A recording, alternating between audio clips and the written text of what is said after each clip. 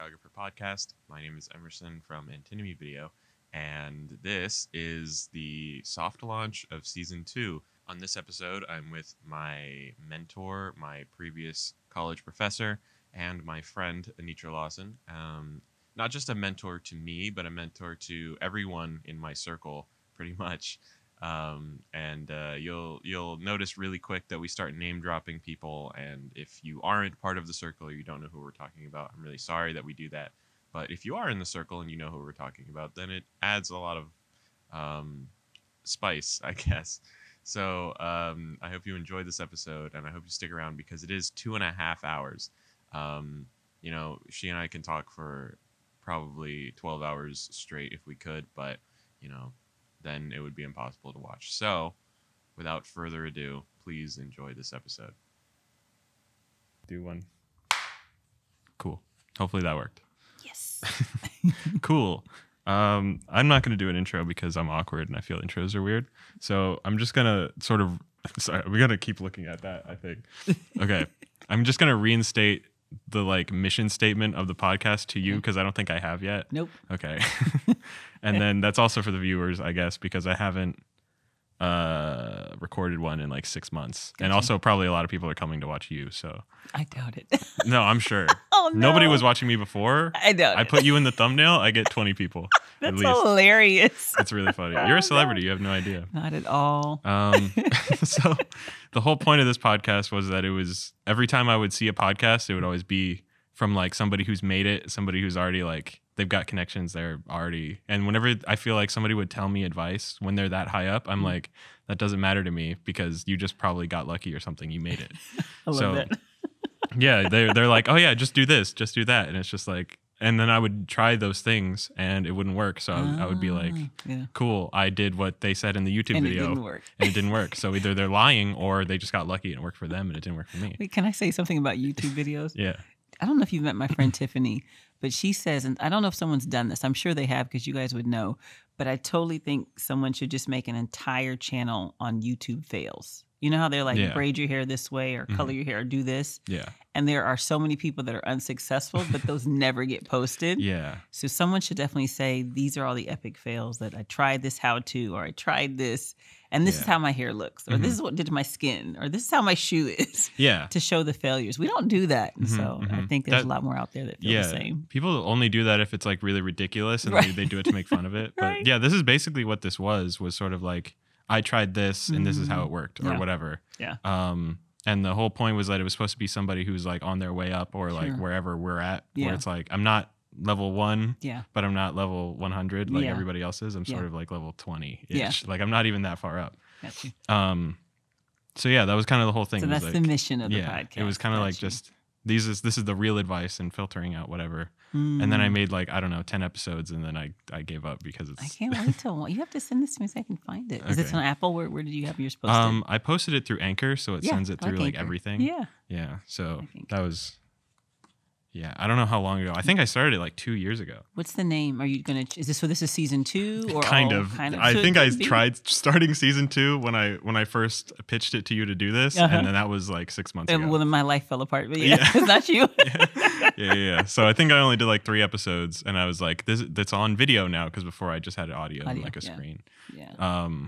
It was just me sitting in my room or my studio room, and then it was just the most boring content possible. I doubt that it's boring. I don't know. You're talking. I can't wait to listen. So you're talking about finding the harmony between level 1 and level 100. Yeah, and it's more just little phases in every young videographer's life, I guess. It's to show people students or whatever, and they see it and they're like, I'm right here too. Yeah. I can also get from nothing to shooting real estate or shooting weddings or whatever.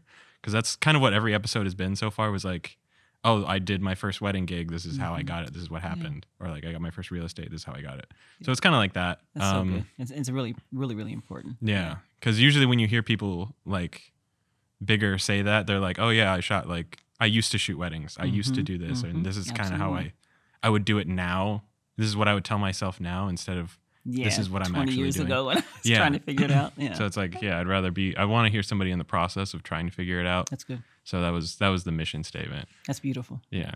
I mainly wanted to get you here because not only are you a teacher, but like, I feel like I also don't know a lot about your process because I don't think I know anything beyond. I think you used to shoot documentaries, and that was it. I don't know anything else. I love it. Yeah.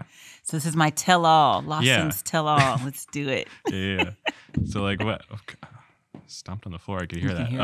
Yeah. Sensitive mics. Yeah. What was your come up? How did it start?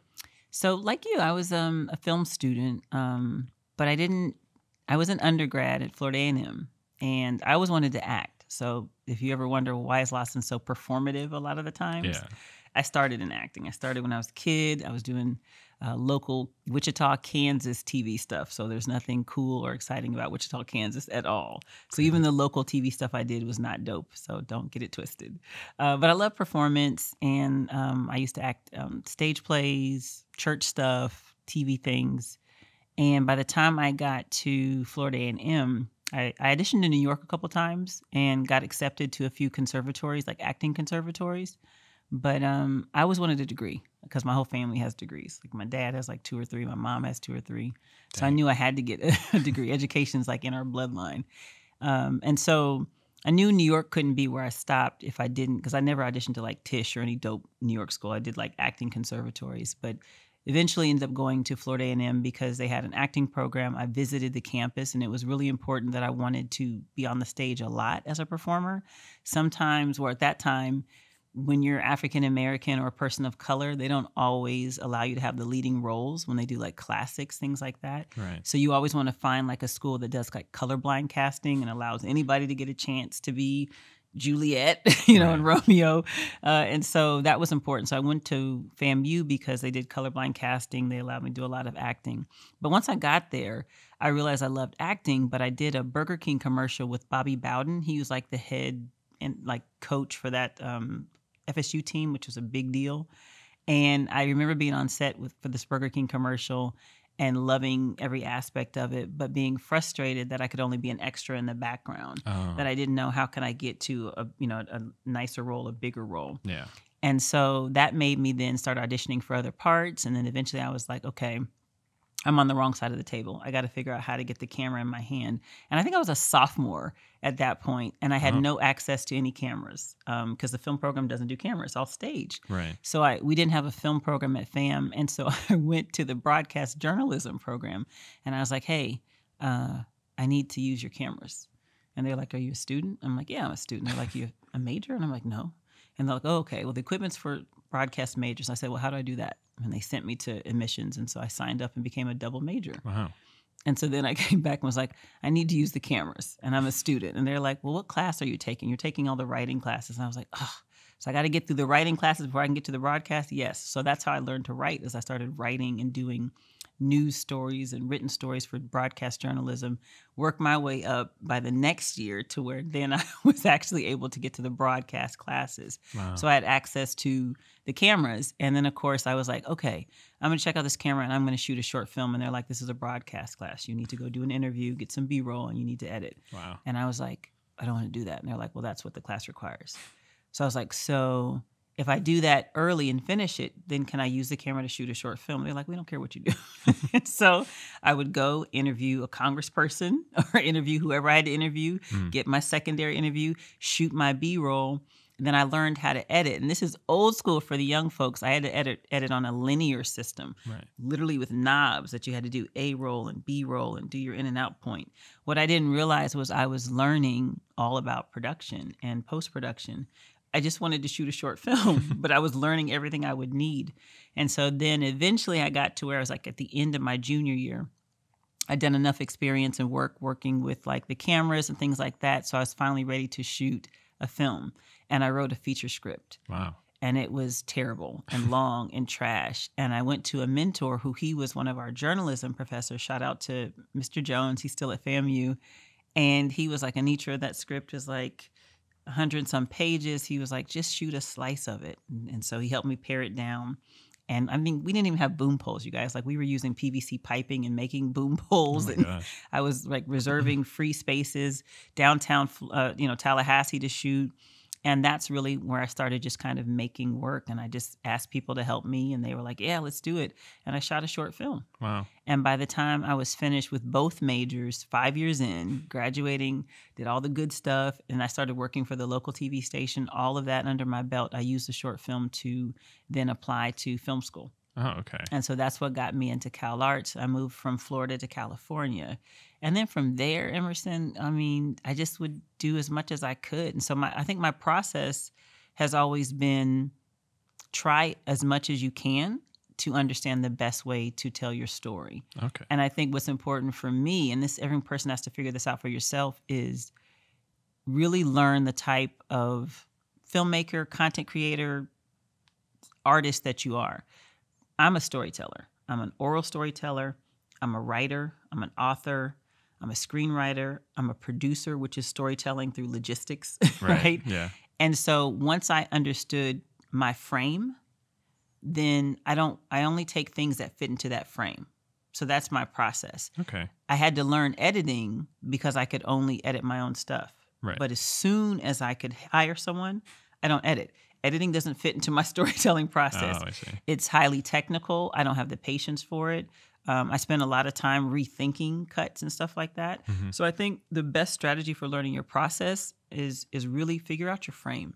Okay. If you know your frame is editor, or you know your frame is writer, you know your frame is actor, then that's the overarching frame, and only put things in that frame that align with that help and support that. Interesting. Okay. That's why when people are like, well, Lawson, do you still edit? I'm like, no. I always had to do it out of necessity. Yeah. But a director is a storyteller, and directors have to understand editing. So I always make sure I understand enough about it to communicate with the post-production team. Yeah. Logistics, you have to understand what's the story. So even when you're working with a location manager, you understand, does this location fit the story that we're going to tell? Who's the best director to work with, the best DP to work with, the best sound person, so that there's harmony on set so we can tell the story that we want to tell. Right. So the process is the frame. And what's tricky is sometimes you're collecting skills that are going to help you be a better storyteller in your frame, but they're not meant to stay. And I think that's where we get stretched, is that we're adding things to the frame instead of just saying, no, this is a short season for me to learn a skill set and take the skill to help me further be a storyteller. I see. And so I think that's the biggest process. But from there, I would take any internship. So I interned with Warner Brothers, did the West Wing, independent film projects where I was the PA, where I was a coordinator, post-production projects. Nonprofits have hired me to come in and build a team to shoot their projects. Right now, there's a lady who's calling me that I shot a project last May, and I only did it because I sometimes like to just put myself back in situations I haven't been in a while. So she asked me to be like the DP camera op for a multi-camera event. Mm-hmm. And I understand it because I've done a lot of camera stuff for nonprofits, for churches, things like that. But I should never like do it professionally. I'm okay. I'm good. I can pass. I can get paid. I've been paid to do it. But there's other camera people that are like really dope, and this is what they specialize in. But they hired me, and I brought in a team of people, and it was really good to be in that space and to be on that camera and to go back to the spaces of how can I make sure that these cameras are balanced and lighting is in place, because it's not my specialty. But camera op is not my frame. Right. But sometimes I put myself there. But what's cool is then I network with other producers, and now this producer is now emailing me a year later saying, hey, are you available to do a DP gig? Yeah. And I'm like, no, but I like that connection. But I'm like, I've got 3 people I can connect you with who can get paid. And the rate is like $900 a day. Oof. Right. So she would hire me, but I put myself in that space just because I wanted more connection, wanted to see what it's like to work for this company. And now I have that inroad. Okay. So it's really the producer in me working, but it could have gone miserable. I could have failed. I could have totally ruined it. But I knew I was smart enough to bring people in who were good too, and we worked together. Okay. And so I don't know if that fully answers the question, but I think for process, start to define your frame with that 1 or 2. Really, it should be one thing. Yeah. And then there's things that fit within it, right? And it can be storyteller. If you know you love, and writing and authoring are 2 different things, right? So if you know you love writing for media, writing for stage, that can be storytelling. If you know you love What's another one? Like even specific to like visual storytelling. Well, that's more of your director. That's, it could be a cinematographer. Like I love storytelling, period, but it doesn't have to be visual.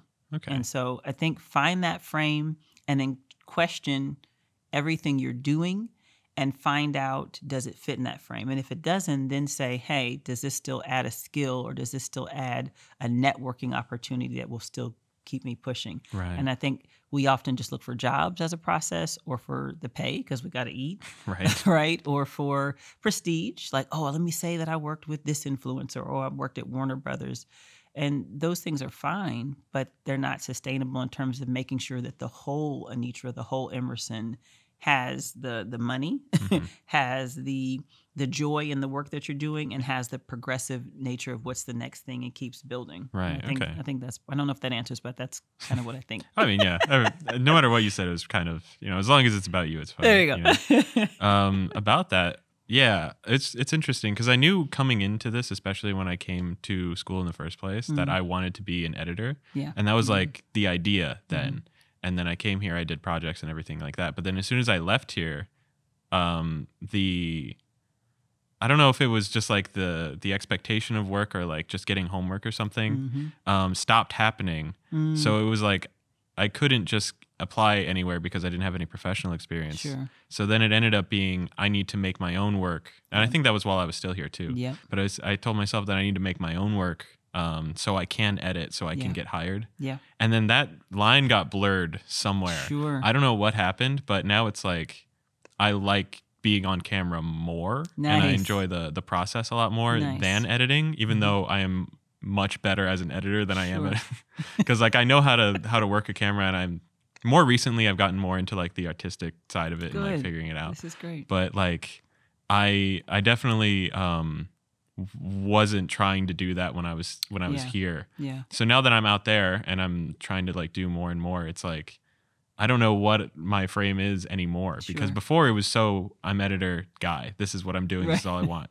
But now it's like I kind of want to be camera guy. Yeah. So, but now I don't know how to do that the same way I kind of knew how to do it. So it's like restarting and like refiguring everything else out. Because right now on my list of projects, I have like a whole board of things I want to do. Good. That's good. So like one of them is like a music video. I want to see if I can do that. Another one is like the other thing besides being camera guy or editor guy, it's like I kind of like commercial producing or like directing or DPing. I don't know. Yeah. I want to make commercials for some reason. I don't know why. Yeah, you like the short form or you like the quick execution of it. Sure. Yeah. So that was what I'm doing now, kind of, I think. I don't know. It's either way, it's really difficult because now I'm like, well, I don't have a giant group. I have a group of maybe 10 people who will be willing to be on any project. Which hopefully. That's I don't know. Huge. I don't actually know if they'll do it. You don't want the inner group to be too big. You want it to be pretty close knit, and then you just bring people in for projects. And, that's kind of what it is. The inner group is like 4 people, and then there's like a medium net that's like maybe 15. That's perfect. But I don't know if any of them will do it. I haven't sent out a call yet. You'll be surprised how many people are like, yeah, I'll show up. I'll pull up. Yeah. Okay. So what are some of the bigger projects that you've worked on? Is there any like huge things anybody would know? Yeah, nothing I would say huge outside of the West Wing. When I was at Warner Brothers, that was the main show, and it was in season 4 and I was a directing intern was my title, intern. So it was a paid gig, and I was really blessed to shadow the staff director, who was Alex Graves, and so my job was to shadow him, ask questions, and observe all the different positions on set. So I can't even claim that kind of as a professional credit because I didn't do anything but show up and just be there and get to absorb and learn. And but it was highly competitive. That, I want to say there were like 1,000 applicants or something they told us, and they only picked 1 for each category. And I want to say there were like 32 categories, maybe 22. And so I definitely felt really blessed and fortunate to be the selected person. But West Wing is probably the one project that's, a household name that people older would know. No one young watches that show. Yeah, I've never heard of it. But it was a big deal at its time. Outside of that, I work with influencers that I don't think I can say who I work with, but I've got a couple of influencers that I produce for who have, 2 or 3 million follower type Wait, things. can you tell me and I can blur it? That sounds cool. Okay. You'll blur it? Yeah, I'll I don't bleep know it. if I It's have to, fine. I don't think I can say it. So these are folks that, and they're more like my age range or a little younger. So not influencers from like my son's group that has like 20 or 30 million followers, Yeah, it's like not like gamers Mr. Beast or exactly, Mr. Yeah. Beast, those types. No one on that level. Right. But what's nice about working with them is they all have viable, budgets, and they're doing really great work that I'm blessed to come in and produce on. And I never talk about, I never name drop in general because I don't ever think it's useful, and I think that's apropos for your podcast, right? Because it's all still a process. Yeah. Like even if and when I work on a huge, multi-million-dollar project, it's not about the budget or even the celebrities in it. It is about the process. And one of the reasons why I stopped doing industry work, like when I did Warner Brothers, I could have stayed, but I opted to go the independent route, was because I realized after like 12 to 14-hour days, as much as I learned and enjoyed so much being on set, I wanted to work on projects that were either mine or that were being produced by people who I really wanted to invest in. Because when you think about that workday, and when you're working for a studio, you're talking now 5 days a week, but at one point it was 6 days a week. Jeez. And that's, if you're, your set day is 12 hours. It's 7 to 7 if that's the call time. But that's not the time you're waking up, getting dressed, driving to get there. And if, 7 is the wrap time, PAs, producers, we're staying later, right? And so if you think about that, I'm up at 4 or 5 to exercise, get dressed, get through traffic, show up before 7, and then that's the full shooting day, maybe wrap 7:30. By the time I leave, it's 8:30, then try to go home and hang with family or write or whatever. And I'm not saying there's anything against that grind. That's the grind of filmmaking. Yeah. But I realized 5 days, 6 days a week until hiatus, that was a lot. And I thought, I want to make sure that I really like being with everyone on set. I want to make sure that this is a project that I absolutely love. And I'm like, ooh, this is amazing. And it wasn't that it was bad. I just realized I didn't feel that. Yeah. And so that's when I said independent. If I'm still going to put this grind in, I really want it to be for independent projects that I can help build, and for people and work that I really care about. So that's the only reason why I never stayed studio. Okay. Whereas, because I had that first internship, I wasn't even graduated film school. Oh, geez. And so I could have just left and continued to build that. But I knew I wanted to just work on my own stuff. That was really important. I understood that even in my early 20s. And so I think that's the other thing, is you got to figure out what's really important to you, which takes time. Right. So no big budget. I think the biggest budget I've worked on is about $500,000 to date. So that's still pretty huge. To me, I'm like, ooh, but everyone else is like, Only $500,000. Yeah, they're like, gosh, what's wrong with you? And that was actually a commercial. Oh, really? That's your world. Commercials spend a lot of money because it's all about the product or service. So they just flood money into production design, art, wardrobe, makeup, locations, because it has to sell the brand. Right. Color schemes matter. I've done a Spectrum.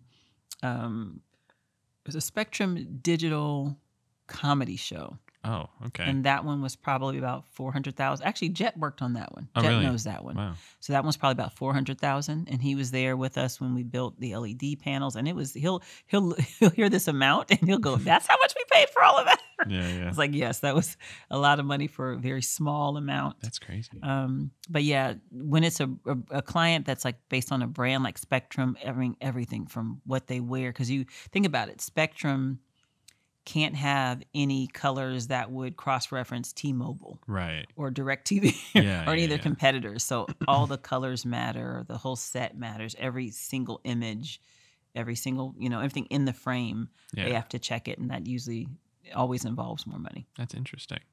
Huh? Yeah, I don't think I've ever even seen what a commercial set should look like. It's so weird being like learning from YouTube, because all you hear is like afterward, this is like somebody who's doing it just like me, where it's like, I produced an ad, or like I did this for this shoot or whatever. And it's always just like them telling the process, and it's never anything professional, obviously, because I guess they can't talk about it most of the time. Yeah, a lot of times, So it's like, it's really weird to hear. Or like whenever I saw, like Randy, I think, did a Spectrum commercial or something. He was with me. Oh, really? Yeah. Okay. Yeah. I saw that happening, and I was like, wow, that's crazy. What it looks like. Everything just looks so professional, which is weird. It's big. Like Randy came, and I think Randy, Sal, and Rachel, I think they were the 3 OC students that came. And that was so I'll say this, shout out to Sal, who's another really great filmmaker. Amazing. Yeah, he's amazing. He even told me after that, like, this is too much. Like after that Spectrum, he was just like, I like it more contained, a little smaller. And I think that's what you figure out. But he, there he saw the grip trucks down the street and like 20 people bringing in lights and an iPad that runs a whole light rig and producers, 5 of them sitting in a room watching us. And he was just like, oh, this is too much. This is overwhelming. And I don't even think it's overwhelming in a bad way. I think it's you defining you and saying, I like production, but maybe not this big, or maybe no, give me more. I want a whole lot shut down for me. Like you got to figure out where you fit, and that's going to require, internships or experiences on set, or just, you got to get your foot wet. You got to kind of see it and walk through a little bit of it to say, I think I could do more of this, or nope, doesn't work. Yeah. I think what had happened for me was at my last job, it was more live stream, more TV-esque, even though it was just like a 4-person crew, 1 person as talent, but it was streaming to like multiple different channels, I guess, on Zoom calls, which is really weird to watch. And I know that I got the same vibe when we were here the other day looking at the theater setup, where it was like, live production's crazy because they have like 100 different monitors and things going on for just like one thing. In my mind, it's like you could just have a camera with an HDMI setting up and it's like it's there. But I don't know if it's because they're more hobbyist about it and they love having like all their little buttons. But it's like, to me, it was like this doesn't feel necessary. But like, I guess it is. Yeah. Right?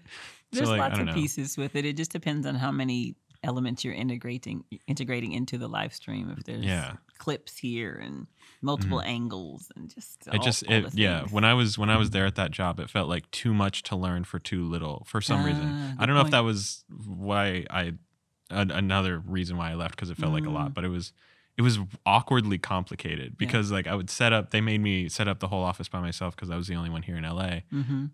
I had to set up 3 cameras that were on the walls. I forget what they're called. Like PTZs? Yeah, PTZ cams. And then I had Star Wars cameras because they look like those little... those little ones. And I had to set all that up. I had to do it all and have my own little crow's nest of wires and everything going into my little setup. And then I had to set up the projector in the front to make sure that would have the same image as what's on the PC that I was working on. It was like, it all just like a lot of small things that it's like, if one thing goes wrong, you have to problem solve, which is why I guess they liked me, because I'm really good at problem solving. Telling you, if you do stress, you hide it very well. You hide it very well. But then just one person would come in and that was all that was on. Well, it was weird. That job had a lot of tiny problems because they made me show up to stream on Zoom to 0 people for no reason. I had to drive 2 hours to Chinatown or whatever to do like their little seminar, and they said, we need you here so you can stream it. So I would stream it, but then they didn't tell me like who I'm sending the key out to. We never sent like Zoom keys out anywhere, I don't think. So they were just recording it maybe they were just using Zoom. I don't think they did. They didn't record it either? I don't think so. They never told me to. Yeah, anyway. If you never hit record, then... Yeah, so it was just they made me there maybe to what felt like to look like they were doing something that they weren't. Yeah, sounds like because that was another thing that they always... I don't know if I said the actual brand here on a different podcast. I hope I didn't. Yeah, but try not to. Yeah, but like they... Even for their boss, like the guy who was like the big guy in... Korea, I think I can say the country. So he was in Korea and they were like, so just make sure that you look like you're doing something is what they said a lot of the time. Because there would be like a guy who was there with me who was like, he reported directly to our director. So he was always like, not that guy, but my boss, who was somebody else, always said like, make sure you're not doing nothing in front of him because he'll tell the director. But then like I was cool with that guy. Right. And he was the one telling me to go home early because there was nothing to do.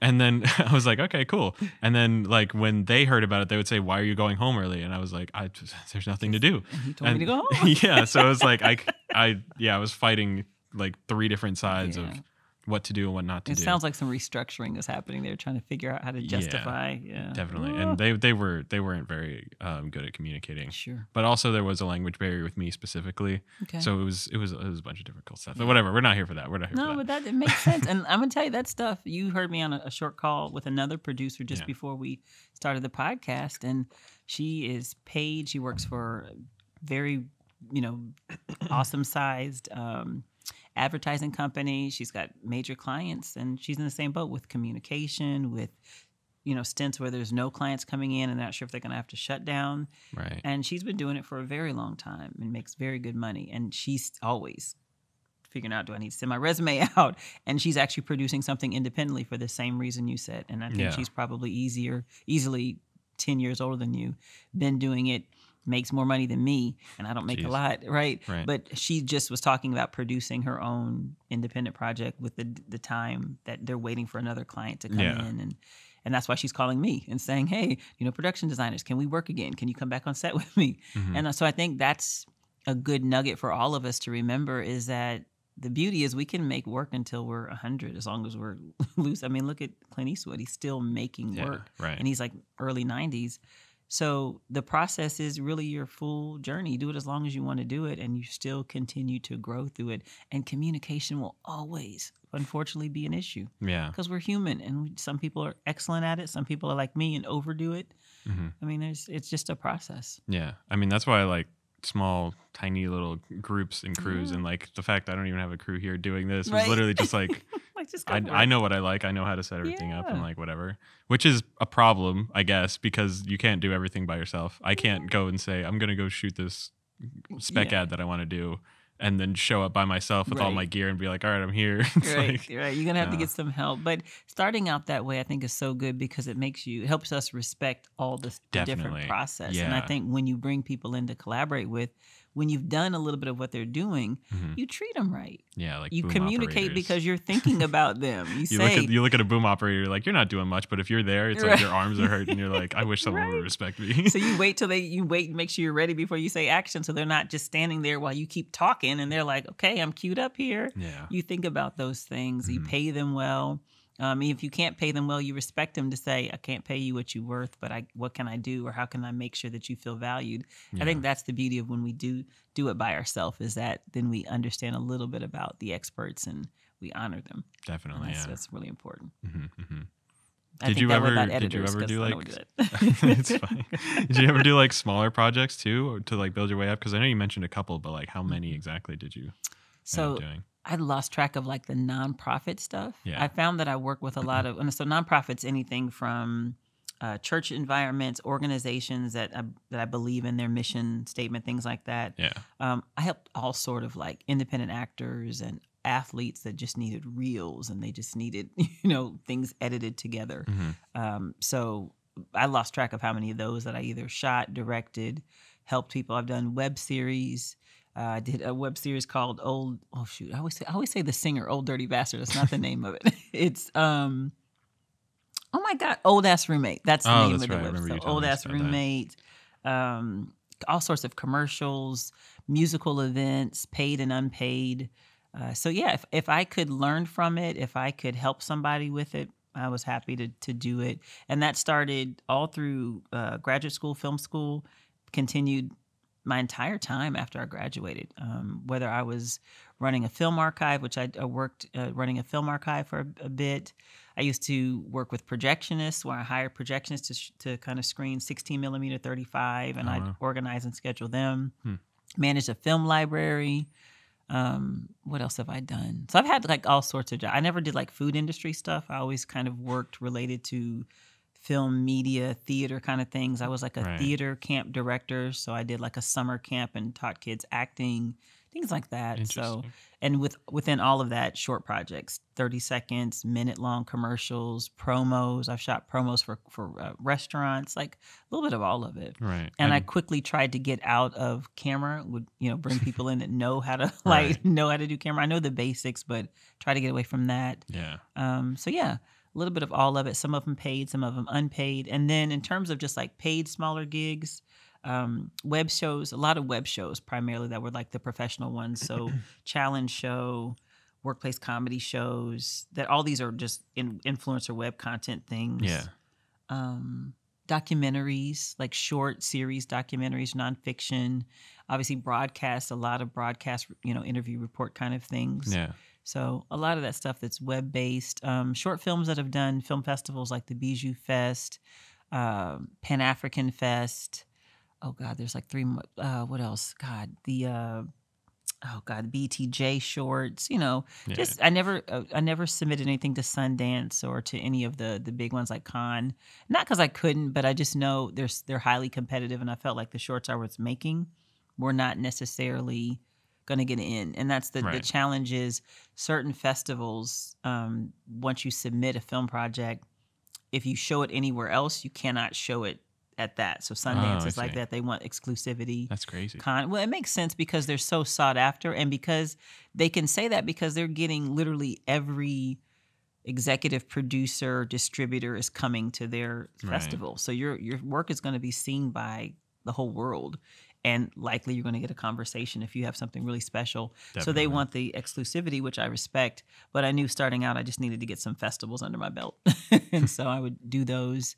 So yeah, smaller projects, all of them noteworthy as an independent filmmaker, but nothing like on a high status level yet. And what was like the ratio between ones that you reached out to try and get versus ones that like people came to you for? This is going to sound crazy. Probably 0 to whatever the number is. Oh, really? I've really been fortunate, Emerson, that a lot of people like my work ethic or like my energy. Mm-hmm. And so a lot of them come to me. That's crazy. The internship, I'll tell this story too, which I guess this is reaching out. So the internship with Warner Brothers, I didn't even know about it. There was another classmate of mine who we were in the library together, and she was applying, and she was like, "What do you think about this?" I was talking to her, and she was talking about the application. Mm-hmm. And I was like, "Oh." And I was like, "The internship." She said, "Yeah, you should apply for it." And then she stopped and looked me dead in the eye, and she was like, "You're going to probably get it." Oh, my gosh. That's exactly what she said. And I thought, why would you even think that? And she was like, "Because you're Anitra." I didn't think a bit more about it. She gave me and so thank God she shared with me. Yeah. And I applied and I got it. Did she get it? Because that'd be she that didn't sucks. Get it. Even my friend, I had a friend in film school who he recorded my video because you had to do like 4 parts for that internship. Oh, dude. Like one was the written, the next were the letters of recommendation. So you had to make your way through it. Yeah. The third one was the video interview so I had to have someone set up and interview me. And his name is Joe. I love Joe. And as soon as I finished, he said the same thing. He was like, "You're going to get it." Jeez. I was like, "What?" So I've been really blessed and fortunate that a lot of people, and it's not, let me say this too, and this is important for all of us in process. It's not always your skill set. It's not always how much you know. But people really just like to work with people they like to work with. Right. Because we'll figure our way through the other things. Now, granted, some spaces, some tech stuff, you got to just know the tech, period. Yeah. You have to know it.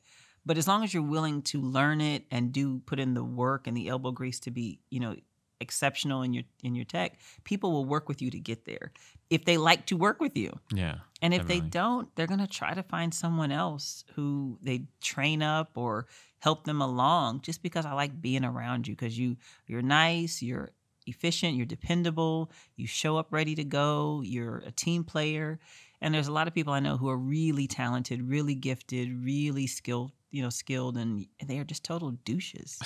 They just are. And it's like, you're the only one we can get. That sucks. Yeah. And if you're not the only one we can get, we're going for somebody else. And I think people know she may not know all of it, but she's going to bring every resource that she has. She's going to be transparent about where she's at, and she's going to try to bring other people in to help make it better. And I think that's what's really helped me to where most of the gigs, professional and not, have been people reaching out to me. Even like I said, the young lady I was talking to before this podcast, like we worked together like 6 months ago.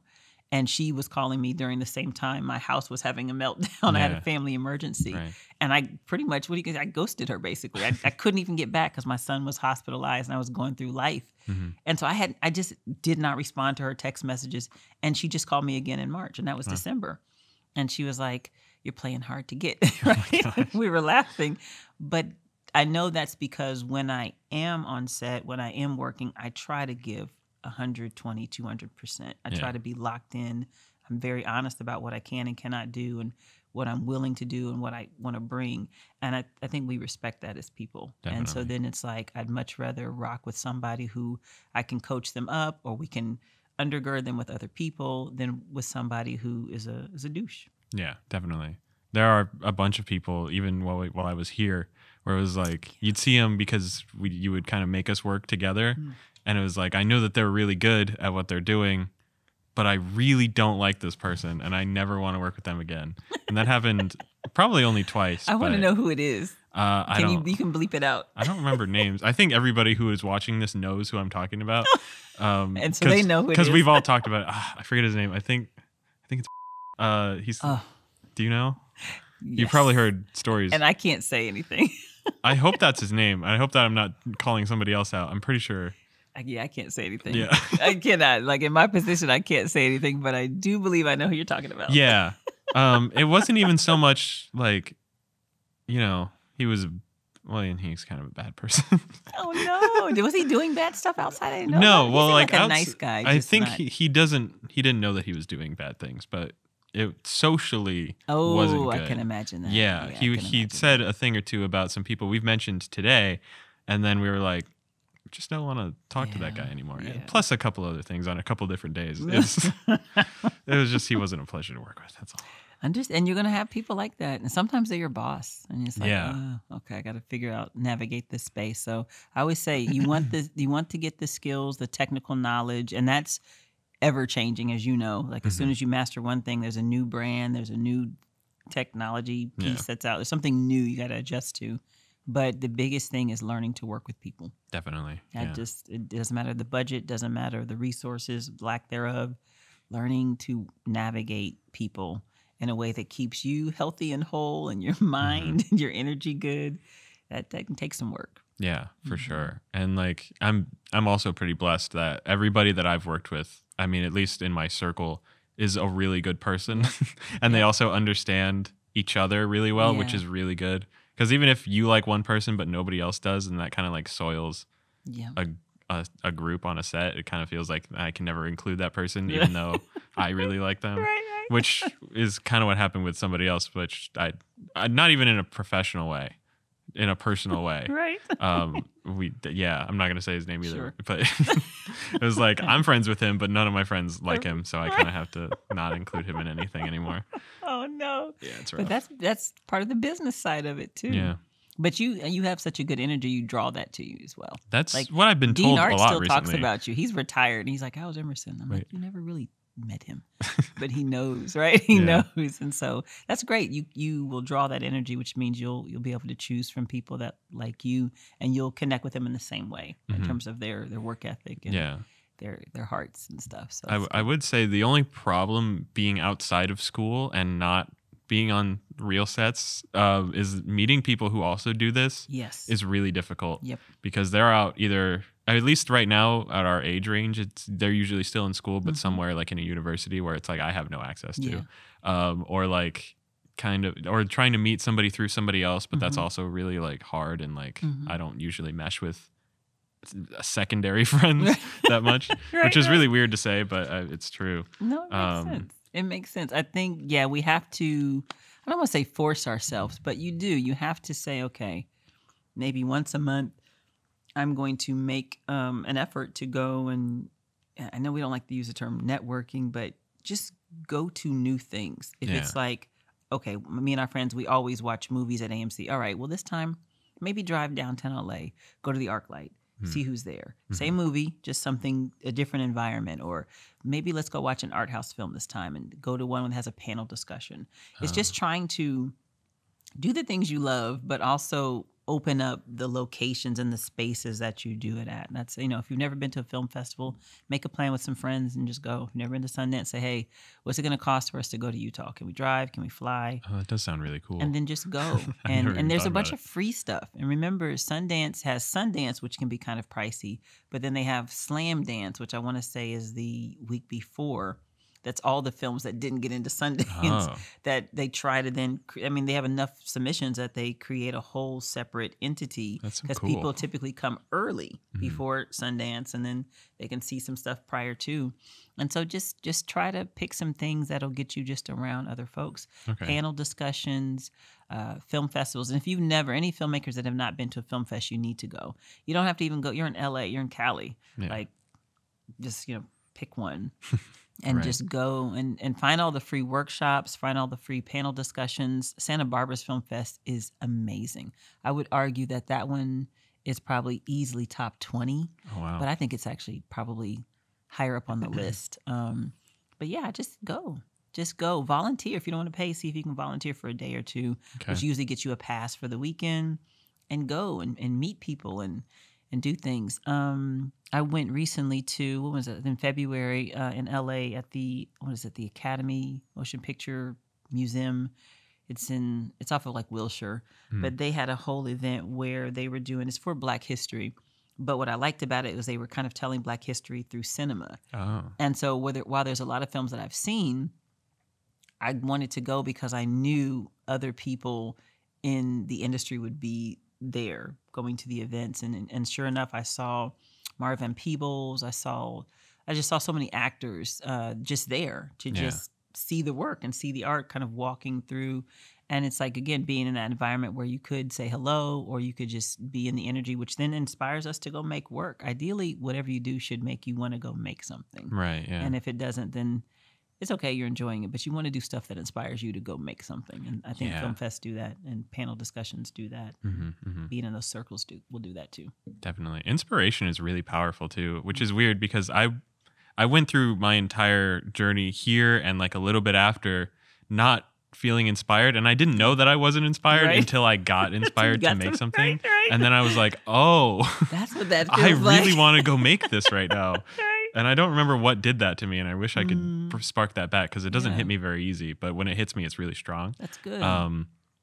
But then I have such a quick, like, I need to do it right now or else it dies. And and then I'll wake up. It's usually like the next day if I go to sleep and I'll wake up the next day, I'll be like, I don't want to do that anymore. So it's like if something hits, I have to like write down every idea that I have at that moment or else it's gone. Yeah. So I've been getting a lot better at figuring out, like I have tools now, like Millinote's one that I use. I don't know if you've heard of it, but it's like it's so good for me to just get all my ideas I've never visual. Used it, but I've heard of it. So it's just like a note app that just it's like a note app. You can add pictures, you can add like little lines, you can write scripts, you can have documents. It's all in one spot. Nice. So it's definitely something that as soon as I saw it and I realized that I could use it, it's made everything so much easier because I get really inspired to have all these ideas and like. If I'm writing them down on paper, it doesn't hit the same way for some reason. Maybe it's because I can't read it sometimes because I have bad writing. But penmanship is like mine. Huh? Yeah. And it's like, or like sometimes it's just an image that you have in your head, and sometimes it's just like you just have to find an image, and then I'll throw that in there. That's good. And then I'll look at it the next day, and it'll spark back up, not as hard, but like half as much, and I'll be like, oh, okay, this is what I meant. This is what I was going for. That's good. And now I just have like projects like made out, which is really cool. I forget how we got here. Inspiration. And I need to get inspired again because it feels so different than not being inspired. I think your cohort can help with that. Like that.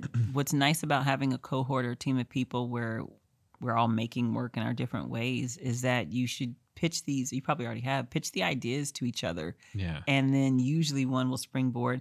And then there's the added piece of the accountability, right? Because the inspiration is, like you said, it's fun. It's the feel good. It's what gets the hope ticking. Yeah. But it's not the rubber that meets the road, right? That's when we have to build a plan and execute. But I think I always use my cohort, like you said, that inner circle group and say, okay, this is what I want to do. What do you guys think?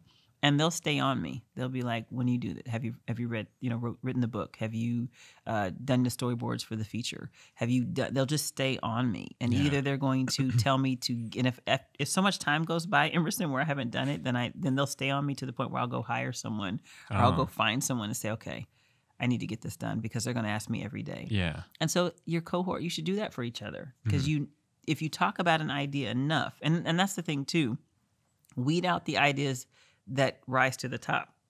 You might have 20 ideas, but what are the 5 that you just won't let go? Right. Those are probably the ones to work on. The other 10 are interesting and you should have them written down, but they may not be right now. But if there's, 2 or 3 or 5 that are just like, I can't let it go. And every time I talk about ideas, I go back to this one, focus on that one and start to get it done. And then I think the challenging part is, I don't think it's challenging though, is knowing when you need to get help to get it done. Yeah. So if you know you need someone that likes logistics and organizes and pushes it to execution, just bring them in and just say, I need it. Like, I don't know if you've met my friend Tiffany. I know I talk about her a lot to you, but I don't think I've actually had you meet. I don't think so, no. But she's like you in the sense, or like any of us in the sense of great ideas, but she's not going to execute. She's not going to build them. And she also is of the mindset if she makes ideas better. Yeah. So you can pitch anything to her and she will make it. If it's a 10, she's going to make it a 20. Right. And you're that way too. It's like people can pitch stuff and you can see how to make it better. Then you have great ideas, but you're like, I don't want to start this. Or I do, but it's like, what's the first step? And so when you partner with someone that's a producing type, they're going to get the ball rolling and then you're going to start running faster because they're already moved, because you're going to get inspired by them moving it too. So just keep asking your team to hold you accountable and find a producing person. Like if you don't want to do the logistics right now, it is, but find someone like Tessa's amazing.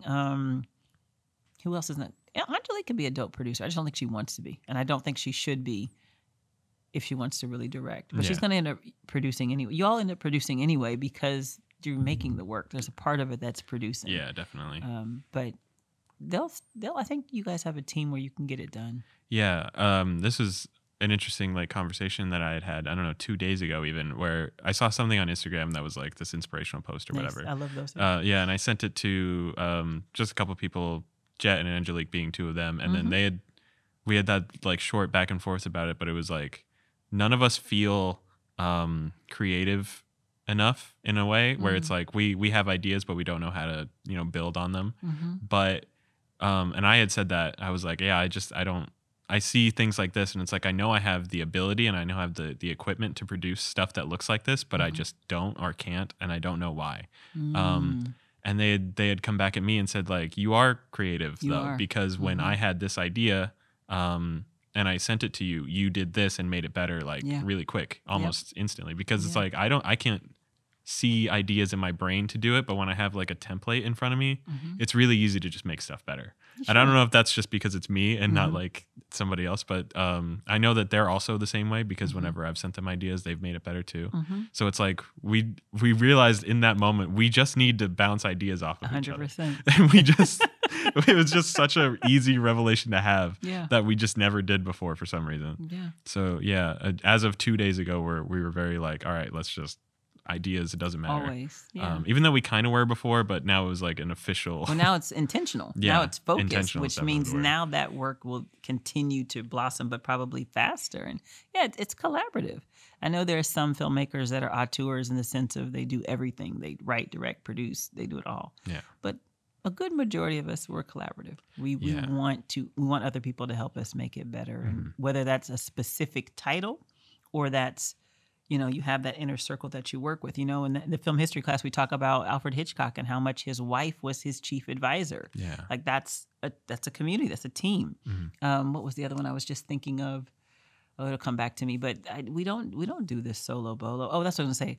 That's why brothers and sisters and producing and directing teams are becoming a norm. Yeah. Who's the brothers that did, and I don't actually know if they're the Russo blood brothers. Russo too, but I was thinking Everywhere All at Once? Oh yeah. I don't know their name, but I know what you mean. They were a very small team, right? Yeah, but so you're seeing more partners, pairs, small cluster collaborators are taking credit for the whole project because they're saying the Coen brothers, it's all of us, the Wachowski siblings, right? We're not doing this without the other. There's not one who's above. There's not one that's more of a director or producer. We're a team. We're writing it. We're making it happen together. Yeah. And the difference is Hollywood now recognizes it because they brand it that way. Meaning those artists, those directors, producers brand, we're the Coen brothers, we're the Russo, we are this. But I think it just speaks to what you're saying is that there's always a team of people. Which is that's weird. good. So you can take the pressure off of yourself and say, no, this final project is going to be a collaboration. And here's the thing. When it's a true collaboration, it's never purely what you as the director or producer helm. It becomes ideally something better because everyone's going to add to it, which means it's going to go beyond where you are because there's other great minds, involved. Definitely. Some people who are controlling can't do that. But when you're not controlling and trying to grip it, then you're able to bring people in and trust, where you land. Yeah. I was going to say that it's weird because it's like, at least from where it feels weird when I say from where I come from, like coming from YouTube, but that's just the only way I can frame things. Sure. Is like, when you're learning from YouTube and stuff, it's always like you are everything. Yes. You are the audio, you are the camera, you are the writer, the director, you're doing everything. And it's usually like one-on-one, like if you're behind the camera, there's somebody there, or if you're on camera, even yourself. So there was just this weird disconnect at one point where I realized like, oh, I do need a team of people. And now that I have my team of people for this project that I've been writing and working on, this ad that I want to make, there was a part of me that was like, I know that my team of 4 can get this done because we're amazing and we can because we're cool like that. Exactly. But I looked at the list of like positions that could be on set, like even first AC, first AD, even stuff like that. It was like, I know we could do all of this, but I want more people in on it because I know more people want to be part of a piece of work, even though it's like a small role. Yeah. So in the little like introductory video that I made for it to post on Instagram, I haven't done it yet, but I was like, I'm just kind of opening my chocolate factory of like, because I've always had this small knit group. Usually, even though it's not the same as it was before or whatever, it was like I always wanted like these small 4 or 5 people, and now it's like I want to open the doors to have like a 10-person crew or something like on a day. So it's like it felt like I was dropping like a piece of me behind because I was like, I know that I could set it all up and do it all myself, but it would take 10 times as long. Yeah. So it was like this. I have to mindset shift. Mindset shift to get there. So it was just this weird like feeling of I'm giving this piece of work that I've been like sort of putting all my energy into to other people. And even though I don't think it's that good when I look at it, I know I need to like give it out to people to sort of review and make it better right now. Yes. So that's the goal at the moment, I guess. And I think the key with that process is 1, always making it better. 2, like you said, it is scary to say, okay, number 1, I've got to be vulnerable enough to share my art with people that maybe I don't know as well, or you're not my inner circle. Yeah. And hear your feedback. And that can be scary when you first start out. As you do it more, you'll get used to it. But then there's also the understanding of you don't have to take what they say. Like, there's an old people saying this, eat the meat and leave the bone. So eat what's good, right? And then what's not good, you just say, oh, okay, thanks for your notes, and you move on, or thanks for that, contribution, or that doesn't work for this, but thank you for sharing. Right. And that's sometimes the other muscle that we have to work that says, I've invited you into this process and it is a collaboration, but just like I'm trusting you with it, I need you to trust that the decisions I make also are the right ones for the project. Yeah. And so that, like you said, that wider net is still not your inner circle. So there's trust there, but there's also a boundary that says, just because I'm casting it wider, you don't get the 4 or 5 people in the inner circle have earned their right to be here. They've been with me for years. They understand me. And when you start letting the new people in, they're great too. And there's trust and there's collaboration, but that doesn't mean that you have to give them the status of the inner circle or even control over what you're doing. Yeah. And that takes some getting used to, understanding how those boundaries should be in place. But it is critical. It's critical to collaboration to open it up. And it also means, Emerson, that you can then focus more acutely. Because when we're wearing 20 hats, then it's kind of spread out. And yes, we can get it done and it can still be done really well or even in excellence. But when we invite more people in, it lets everyone kind of acutely focus on a couple of things. And then maybe there's some unique strategies that you didn't even think about because you're so inundated with others. And now you're like, whoa, we can make this part stop motion animation, or we could do this. I didn't even think about that. And I have a little bit more time because I can pick 1 or 2 things to focus on to then make it better. And that's the other beauty of collaboration, is I can be acute with my focus. And for sure. Yeah. Money can be focused and energy can be, and we're rested a little more maybe because we're not doing 20 things. You have like one thing instead of 20 things. Yeah, or just a couple of them, and then ideally people get to do what they love. If someone really wants to man the camera, they can really just focus on that and dig into it and check information and say, oh, we should use this lens instead. As opposed to, no, you just got to show up on Saturday. Did you pick up this? Did you get the food? Did you get the... and they're getting all those things. But now they can say, you know what? I'm going to see if we can get this lens. I'm going to see if I can find that on ShareGrid or whatever. Yeah. What is the process? Because like everything I'm doing is sort of on my own even at this point, because there's no real YouTube tutorials on like the process of this is the order that you're hiring people, or like from writing to actually being done. What is like the usual, if there is a usual, maybe it's different for every project, but it's like, do you hire the people after the writing is started but not finished, or do you finish an entire project before you hire people? Or is it like you get like the venue that you want before or after the people? Like what's the usual order of things, I guess? In a nutshell, it's definitely ideally completed written story or script or whatever that is. Then it's the pre-production, which is all that planning, which is getting whoever hired, cast, locations, things like that locked in, right, and making sure that stuff is paid for.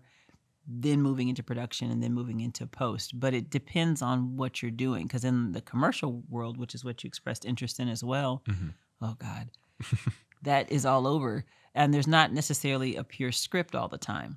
Sometimes there's just a lookbook and a mood board and kind of a general outline. Yeah. And then the client's like, before we can approve that, we want shot list in place. And so that all becomes part of writing, air quotes, right? It's shot lists, storyboards. All of these things are in early meetings before anything's even approved financially, because they need to know exactly how you're going to do it.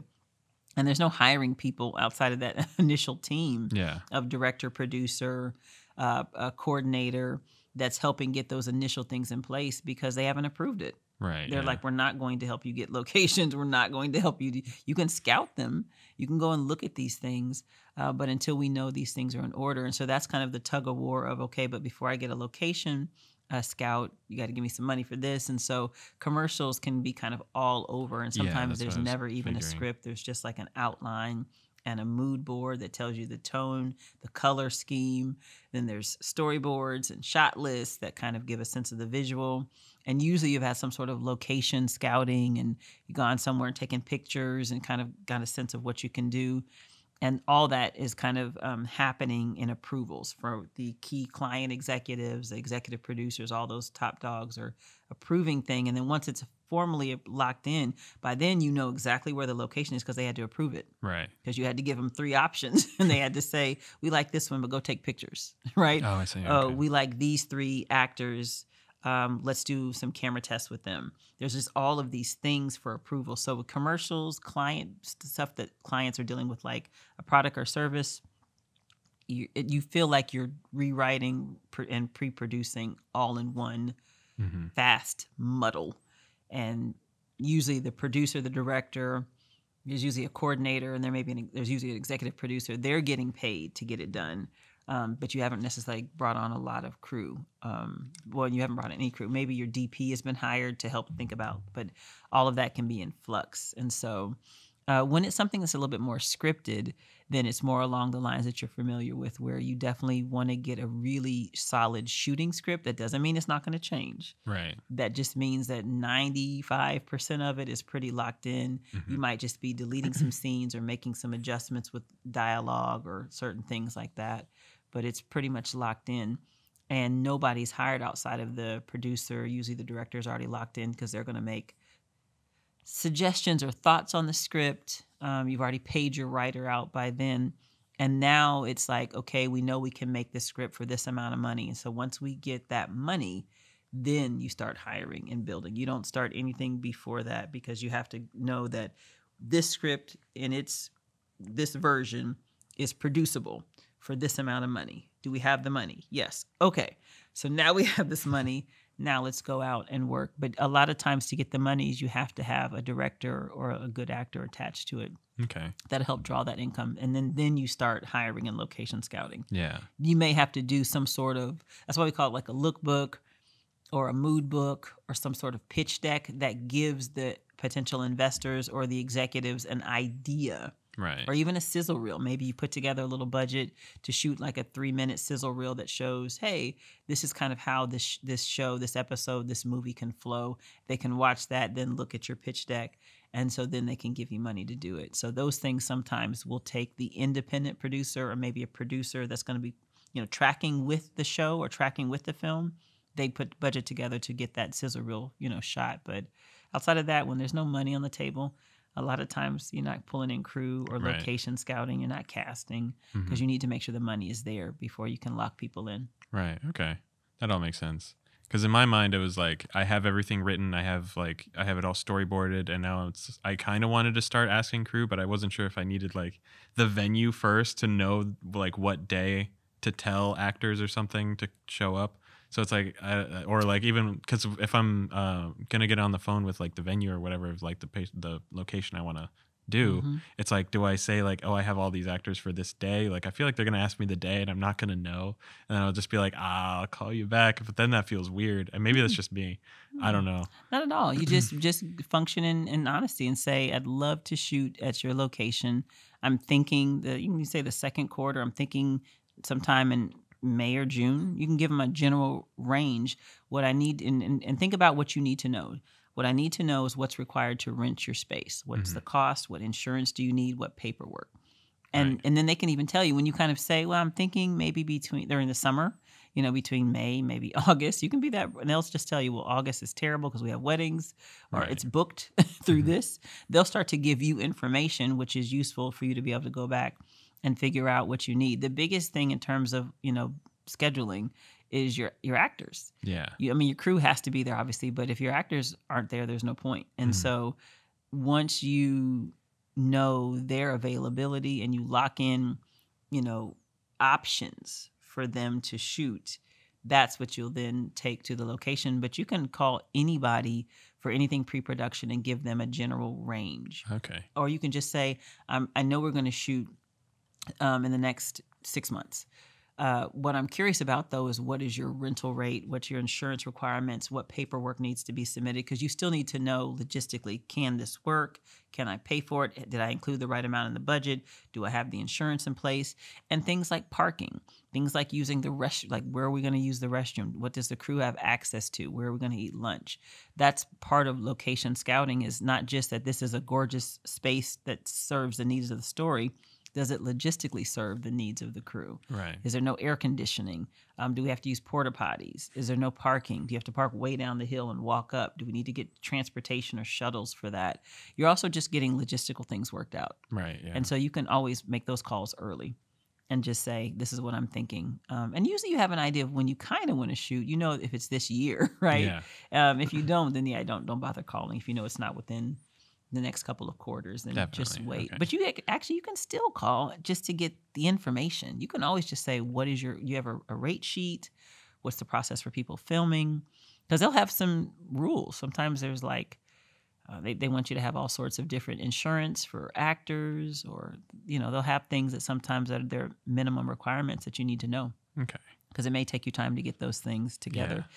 If it's a location that you have access to and you don't like, it's a hookup or a friend or, something that you can use, then those you can call and just give them a heads up of when you're going to shoot. But that's important to just say locations are locked in. That does help your crew and people who are wanting to work on the project, because it means you got stuff set. Like, it's good to hear we got locations locked. It's good to hear the cast is locked. It's good to hear the equipment is set, because then people realize, and that's the inspiration. Oh, this is happening. Yeah. And then they get excited about it, right? As opposed to, I'm still trying to figure out locations.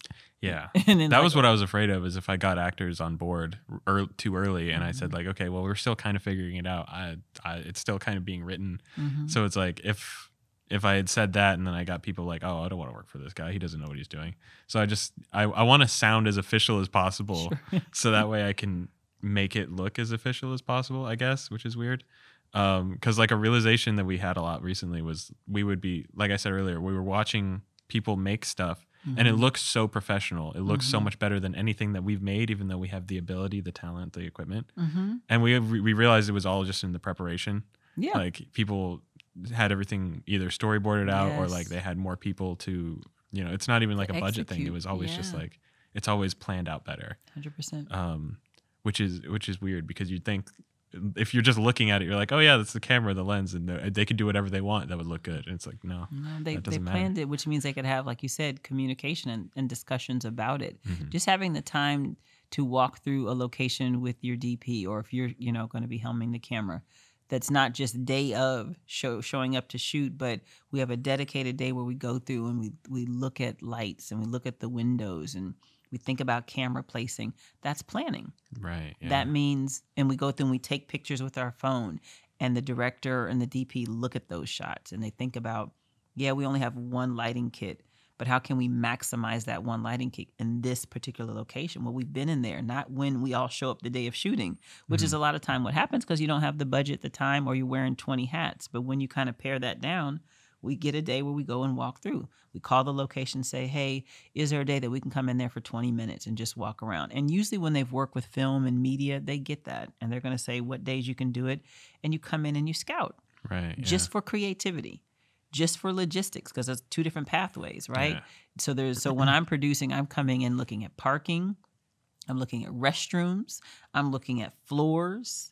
And are we going to slip and fall? Do we need to protect the floors? Like you do these scouts so that you can prepare. And that's what helps the execution, you know, once you get into production. And it is 100% planning. And that's the difference is who are the people in your crew? Are they willing to do the extra? Because sometimes it's, yes, I'm paying you this day rate, but are you going to do prep days? Which is why budgets matter when you get to a larger scale, because now I can pay you for prep days, which is where we go and work on things, and for shooting days. But when I can only pay you a flat rate or just for shooting days, are you picking people that'll still ride with you? Like, oh, I'll go up there and on set with you and we'll walk through it. Or I'll come in early and organize the wardrobe and, oh, you know what? I can stay late to do the makeup. And some people are like, no.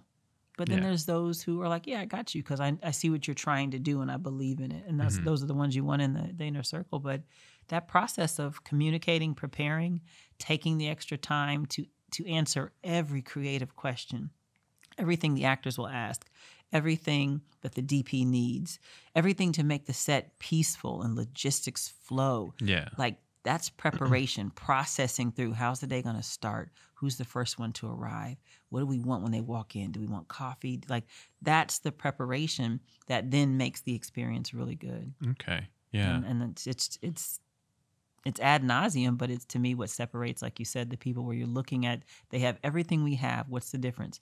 They were asking those questions. Yeah. They were processing everything from the restroom to the temperature to how many set pieces, everything they could think to ask, they were asking in their powwows. Right. To execute. Yeah. That's the difference. Another thing too, I don't know if this is related, maybe it's not, but like everybody always, whenever you're like looking up whatever, everyone always says to have a story for the thing, and you said you're a storyteller and stuff like that, but it's like I don't know how to write a story, but every time I try to do anything, I have like a general idea of how it should look, what should happen in the thing, but it feels like it doesn't, when I watch through it, it's not a story.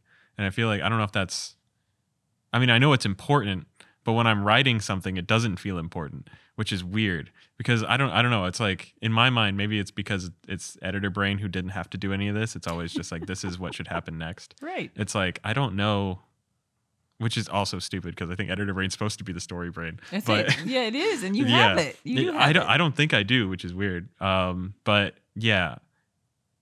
How do you write stories? Right. So I think it's different for every person. And I think some writers are definitely more technical. Yeah. So the way that they get through the arc of whatever story that they're crafting, and this goes beyond, obviously genre matters because there's, predictable plot patterns that speak to a genre, that horror, slashers, and this and this and that. But more clinical, technical writers build on events that create cause and effect. Yeah. So even if you're kind of like, I don't know how the story flows, then you want to have an event that causes a reaction that then makes somebody or something react so that it's cause and effect.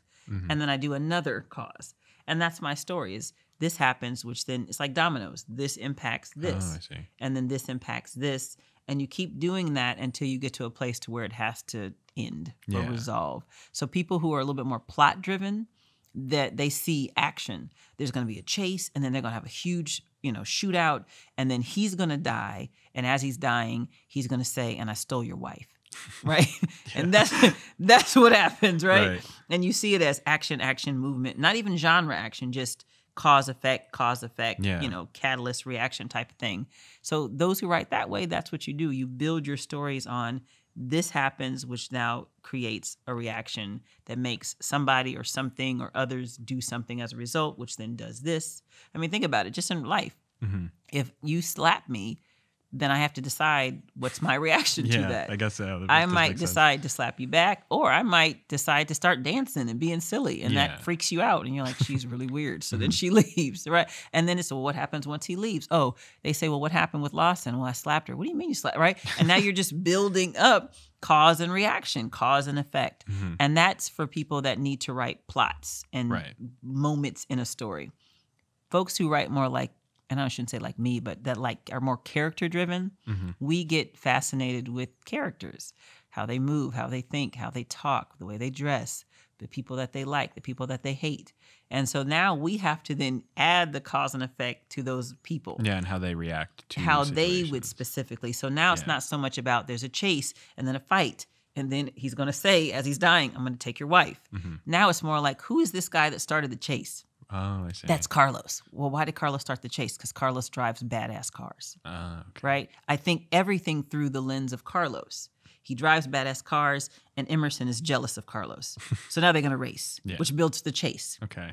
And then Emerson, crashes into Carlos' car. He doesn't play about his cars. So he gets out, and they fight. Why? Because Carlos doesn't play about his cars. Gotcha. Now they fight, and now Carlos, who started this whole thing in the fancy car because he was going to pick up Emerson's wife, reveals to Emerson, and I'm taking your wife and your car or whatever. Dang. But now it's all about Carlos. It's not about the chase and the fight and the death. It's about Carlos and why I like Carlos. And so those who write based on character, you're asking that question, who is the character that would make this happen? Okay. Those that kind of struggle with character, I shouldn't even say struggle, that just don't write that way initially, you're going to create cause and effect, but you're going to have to go back and design a character that is somewhat interesting for us to watch the journey. Okay. And both are needed. You can't just have characters that sit and talk and don't do anything. Mm-hmm. They have to have plot points or cause and effect to move the story. And you can't just have plot effects and plot moments that don't then connect with some character that we want to say, well, who is this that's driving the car? Mm-hmm. It's Carlos. Oh, tell me about Carlos. Yeah, that's interesting. When I try to go back, because for whatever reason, my brain, whenever I see something I like, I want to try and figure out why. Mm-hmm. And I would watch a show or whatever, and I try and analyze, like, why is it? That's and excellent. I would realize a lot of the time it was because of the character, but I never thought about, like, they wrote it through the character's lens, I guess. Yeah. A great study is Breaking Bad, hands down. It's, if people have seen it, and I think I remember an interview. Is it Vince Gillian? Oh God, you guys can kill me. I should know the showrunner and the creator, but it's Vince. I want to say Gillian or Gilligan. Forgive me. We'll post that in the show notes. But he talked about wanting to make a character, like create a character that he and his writing team could turn bad. Like that was kind of how he described that character in that show. And if you've seen it, you watch that beautifully unfold. If you haven't, it's definitely a good one to study. But it's thinking about, and I think it starts with writing in a way that jives for you. Not everybody starts from the lens of the character. People absolutely start from cause and effect and from story, like from plot points. Like, you want to write a story about the end of the earth. Yeah. That's not a character. I mean, even if Earth is a character, it's still an event, right? And then you want to build it around this event. And that's okay to start to get some words on the page, and then you can go from there. So just don't limit yourself in writing, but know that story will emerge, or it'll be there naturally the more that you think about who are the people involved in this and what's the cause and effect. And the other thing I'd say, too, is write what you know. Right. We avoid that like the plague for some weird reason. It feels boring when you're writing something that you know too much about. Yes, but it's a good place to start. Mm-hmm. And it's going to morph too, because a lot of times we'll write it because we lived it, but you'll find that you have to still massage it into a dramatic action piece. Not like, even if you say this is exactly how it happened, but that may not be interesting. But the core foundation is intriguing. You just need to now wordsmith it and massage it to a place that's more dramatic. But write what you know or what you have heard people talk about. Start there.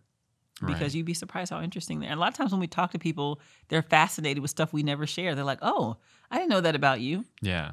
Oh, you do underwater basket weaving. That's amazing. And you're like, that's boring. We just do it. It's weird. Right. But that's usually very interesting. It's more interesting than we give ourselves credit for. So write not just your stories, but your extended family, circumstances you've heard about, the things that are around you that you know. Start there.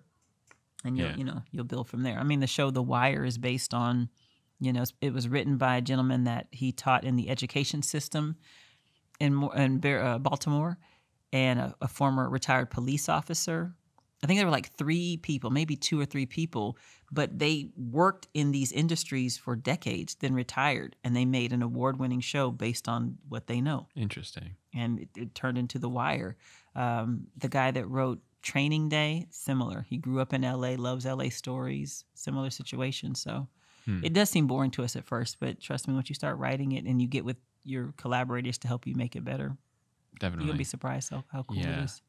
It's also weird because it's always like small things in your mind where it's just like, oh yeah, I'm doing this today, I'm doing this today, I'm doing this today. But then if you look back after a year of doing something, you're like, oh, that was a lot of things.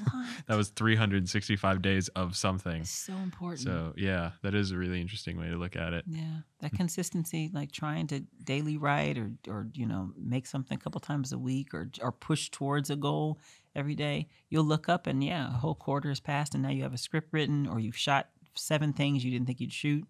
Yeah, you got to do it. That's definitely more for nonfiction stuff, though, right? Because what if you're writing something? I don't know why. I forget what it's called. Eternal Sunshine of the Spotless Mind came into my mind. It's like that's nobody's experience. How do you write that? How do you write a fiction piece like that? It's like is it just like an idea and then you write similar? Like this is what should happen. You just need a premise first.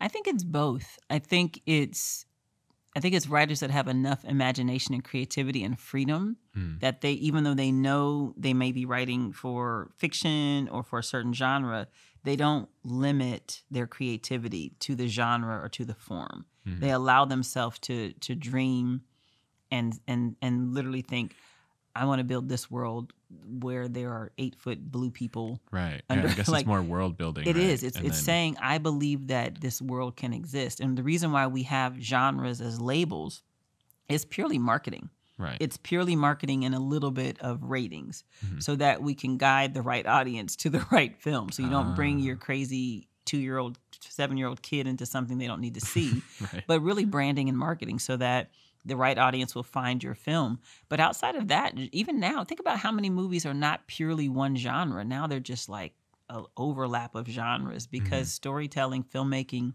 is trying to defy those labels, which I think is a good thing.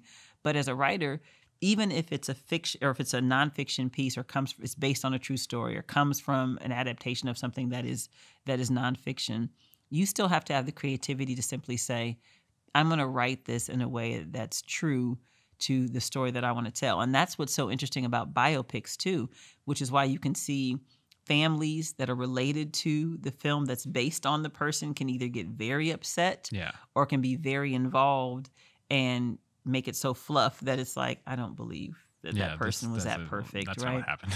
Right. And so there's always a level of fiction that's going to be in nonfiction and a level of nonfiction that's going to be in the fiction. And I think as writers, we can't let that space bog us down when we're writing. Yeah. I think be free to get it to the finished state and then trust the process of, conforming it, transforming it rather to film and media that you can then make sure that the tone is there and it can expand. But no, just don't. Yeah, Eternal Sunshine is such an avant-garde, unique story, but it came from this idea of memories, right? Yeah. Of is there a benefit to not having memories so that you don't have to relive the hurt. And that's a very nonfiction mindset because we've all been through loss, heartbreak. We've been through the emotion that's behind that premise. Right. Which that's makes a nonfiction feel real, I guess, is what that's the goal a lot of the time, I guess. Yes. Yeah. Because there's truth to it. And that's also what makes good stories, fiction stories, good, is that there has to be a level of notes of nonfiction that says, I understand. And that's why emotion is so important, because emotion is universal. Yeah. Even if I don't understand the world, I don't understand the Navi people, right? Right, yeah. But I do understand losing, well, I don't, thank God, but what I can understand the hurt of losing a child. Like, right. I can understand war, right? Mm-hmm. So those, universal truths are emotion, are human experiences that kind of cross all boundaries. I think we write from that place, and usually you'll find your harmony. Right. Mm-hmm. I think I brought all this up because when you're writing for like commercials, I hate that I keep bringing it back, because this is where my mindset's been. It's always like a 30, 45 second spot. So it's like you usually kind of have to start in the middle of a story usually, right? Where it's like somebody's already doing something and it has to be resolved within 30 seconds. Like, how do you write something so quick? Because in my mind, I'm just like establishing shots, because that's all I know is just like B-roll. Because you're thinking technical. And then I watched other people's spec ads for other things. And then there was the one that comes up, like the first one on YouTube, is like a guy, and he wrote a spec ad for a car, and it's like he's in the snow, and he finds like a genie's lamp, and then he wishes for the car. Nice. And it's like, how do you like, that's so like nowhere in my mind would I ever thought of that. But it looks so good. So it's like, how do you do that? Where do you unlock like the piece of your brain that says, I want to do this, I want to shoot something in the snow like that? That seems so bizarre, but it turns out really well. I think it's a great, and let me say this, people who write and produce for commercials are absolutely a special breed, because it is so, like, short form is its own genre. It's its own skill set and gifting. So definitely people who work in commercials and produce, and there's an interest that you have, you guys are made for it. And there's plenty of us that stick to long form, that stick to safer spaces, because we just know we need more time. That even when I'm trying to think short, it might be 7 pages. It's like 7 pages is my short, right? But I need it to be half a page because it's 30 seconds. I think you have to go into it knowing, like you already said one big one, which is I have to the world has to be established almost instantaneously. So I'm not even writing, I'm not building a world. I have to be able in the first shot and in like the first frame, you iteration, have to know the where world they has are, to be established. How it's not real, or if it is real, where they are, what time it's in, or whatever. And as a writer, you employ all of the senses to do that. So what does this world sound like? What's that quick sound that we hear? So if it's traffic, I should hear traffic, right? Like what if I should hear, if it's something about like, what do you call those people? The people that work at the crosswalks for the kids. Yeah, like roads. I quickly hear the whistle and see the orange vest or whatever. It's like really quick. I have to establish the world in the first second, and I'm writing that way too. I don't have to write shot types and shot list, but I'm saying whistle, cross guard, and if it's going to be about having fun at any time, and then he's holding or she's holding the sign of the stop. And then she hits her iPhone and the music plays and she breaks out into a dance move and everyone starts dancing, right? And then the titles come up, have fun wherever you are. Like whatever that is. I use the senses of sound, of what I see, of what the characters are feeling, and I'm quickly getting us into the world. And then I'm not actually resolving it. That's not the job. That's sometimes what text can do or the logo can do, but you're giving enough pointers in the direction that say, once this is over, I've given you enough as a viewer, as an audience member, to draw your own conclusions. Because I don't have to solve it. I just have to point you in the direction. If it's a stain on my shirt, I just got to point you towards Tide. Yeah. I don't have to say it has to be Tide. Okay. I got to just point you towards whatever that resolution is going to be and give you enough that then you draw your own conclusion once my 30 seconds or 15 seconds is up. So you're not building the world. It's established quickly. Presenting your core focus of whatever the theme of the story is going to be, and just point towards resolution, and you're out. Right. I think that would be my strategy. Is my job is to either get you to buy the tickets, get you to buy the service, get you to go to the website. And I think that's the other thing in commercials is that the client and the creative team will know what the goal is. And sometimes the goal is not to get them to buy the product or the service. It's to get them to go to the website. Interesting. Or sometimes it's to get them to understand the brand. That's why ad agencies have so much money and have entire in-house media teams, because they spend millions of dollars because they understand the power of media and visuals, just branding, just getting stuff done.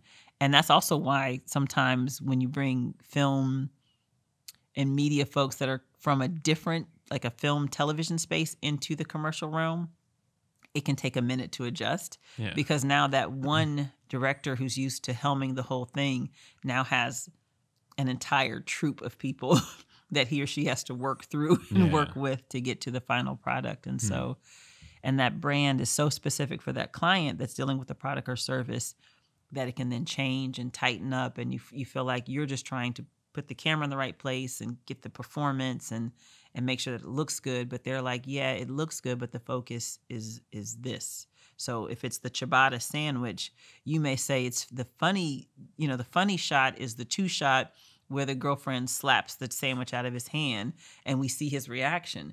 But the client may say, no, it's definitely the medium close-up because we see the sandwich and then it goes down. Yeah. Because I want to brand the sandwich more than brand the comedy between these two. I see. And that becomes these discussions in pre-production, in production, and 100% in post-production. Right. Oh, once you're there, there's reshoots and there's this and so it's quickly, no world building. The world is established quickly. Point at the direction that you want it to go, and then point to the resolution you got to get out. Okay. Yeah.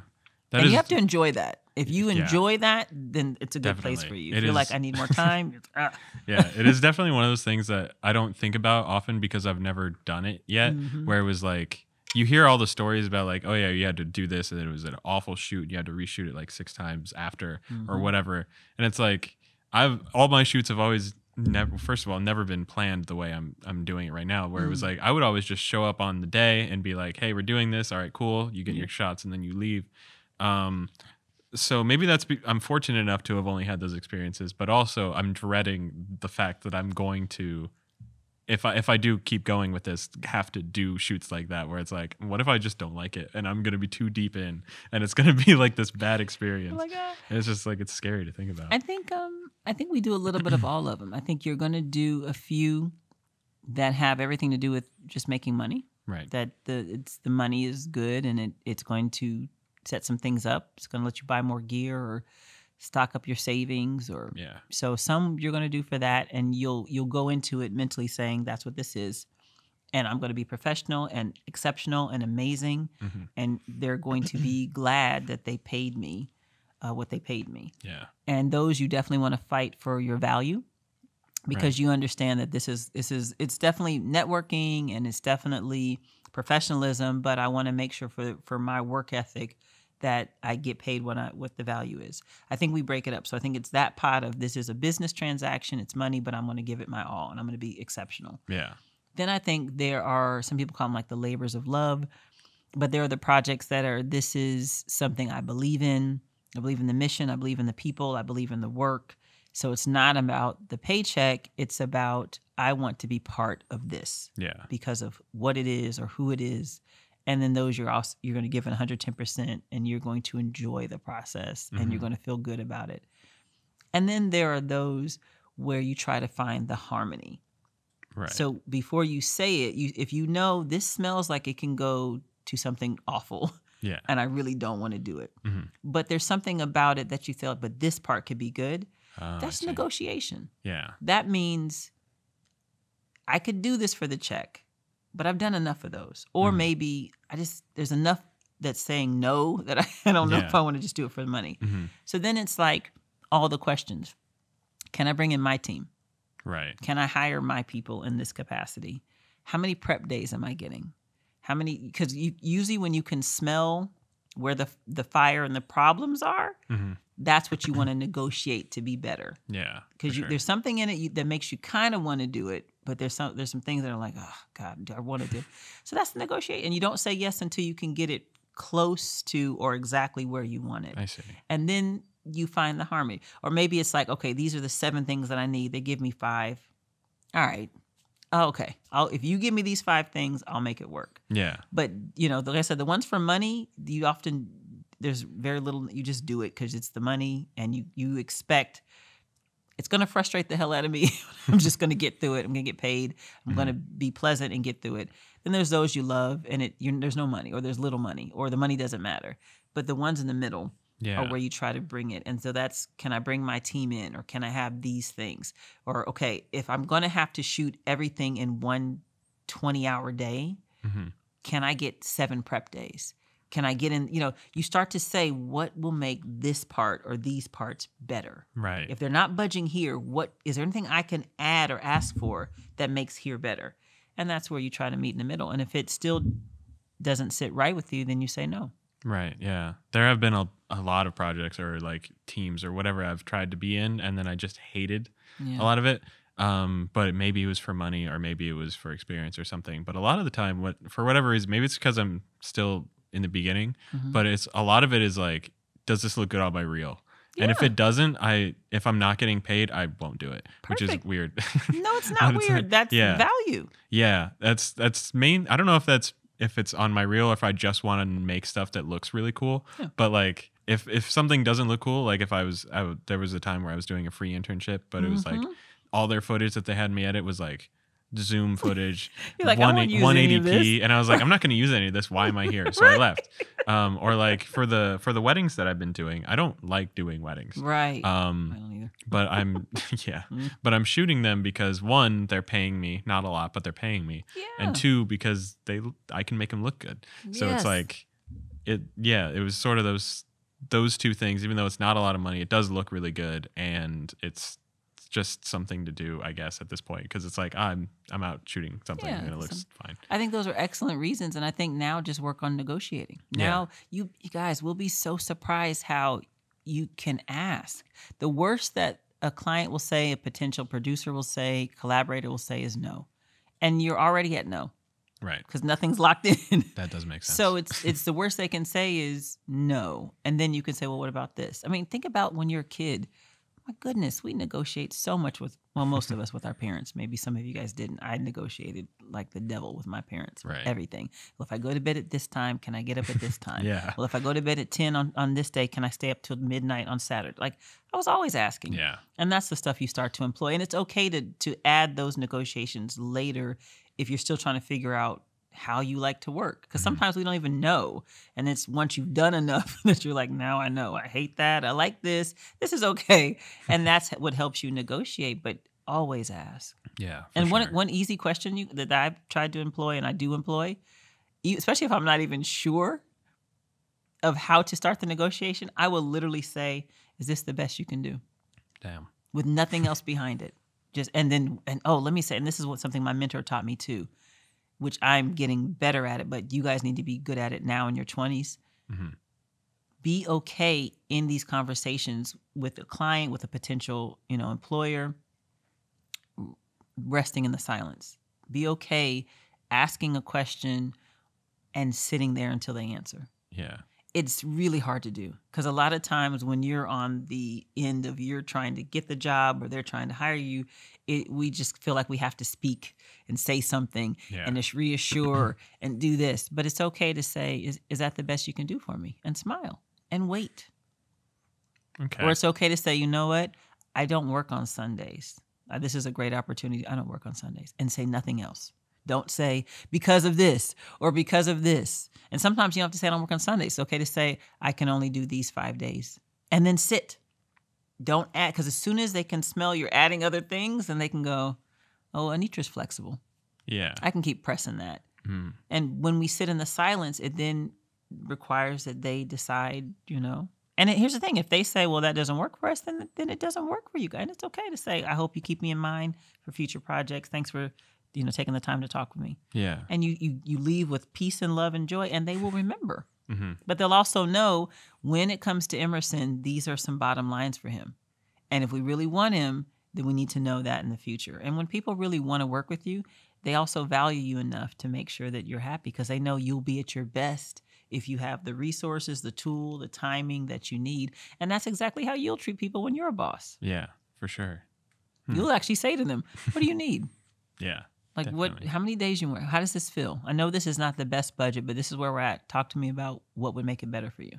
That's how people who have worked all these positions function. Yeah. Because they know. Yeah. They're definitely always very conscious about everybody else on set just because we all know. And maybe it's because we all care. Yes. Or maybe I'm talking too broadly because I'm sure there are people who don't care. Right. But at least, us and everybody that we know, it's like we all care about each other. We all want everybody to be as comfortable as possible. So it makes sets easier. And I think the reason why Hollywood hasn't had that kind of bleeding heart caring label is because when you have that amount of money, you don't have to.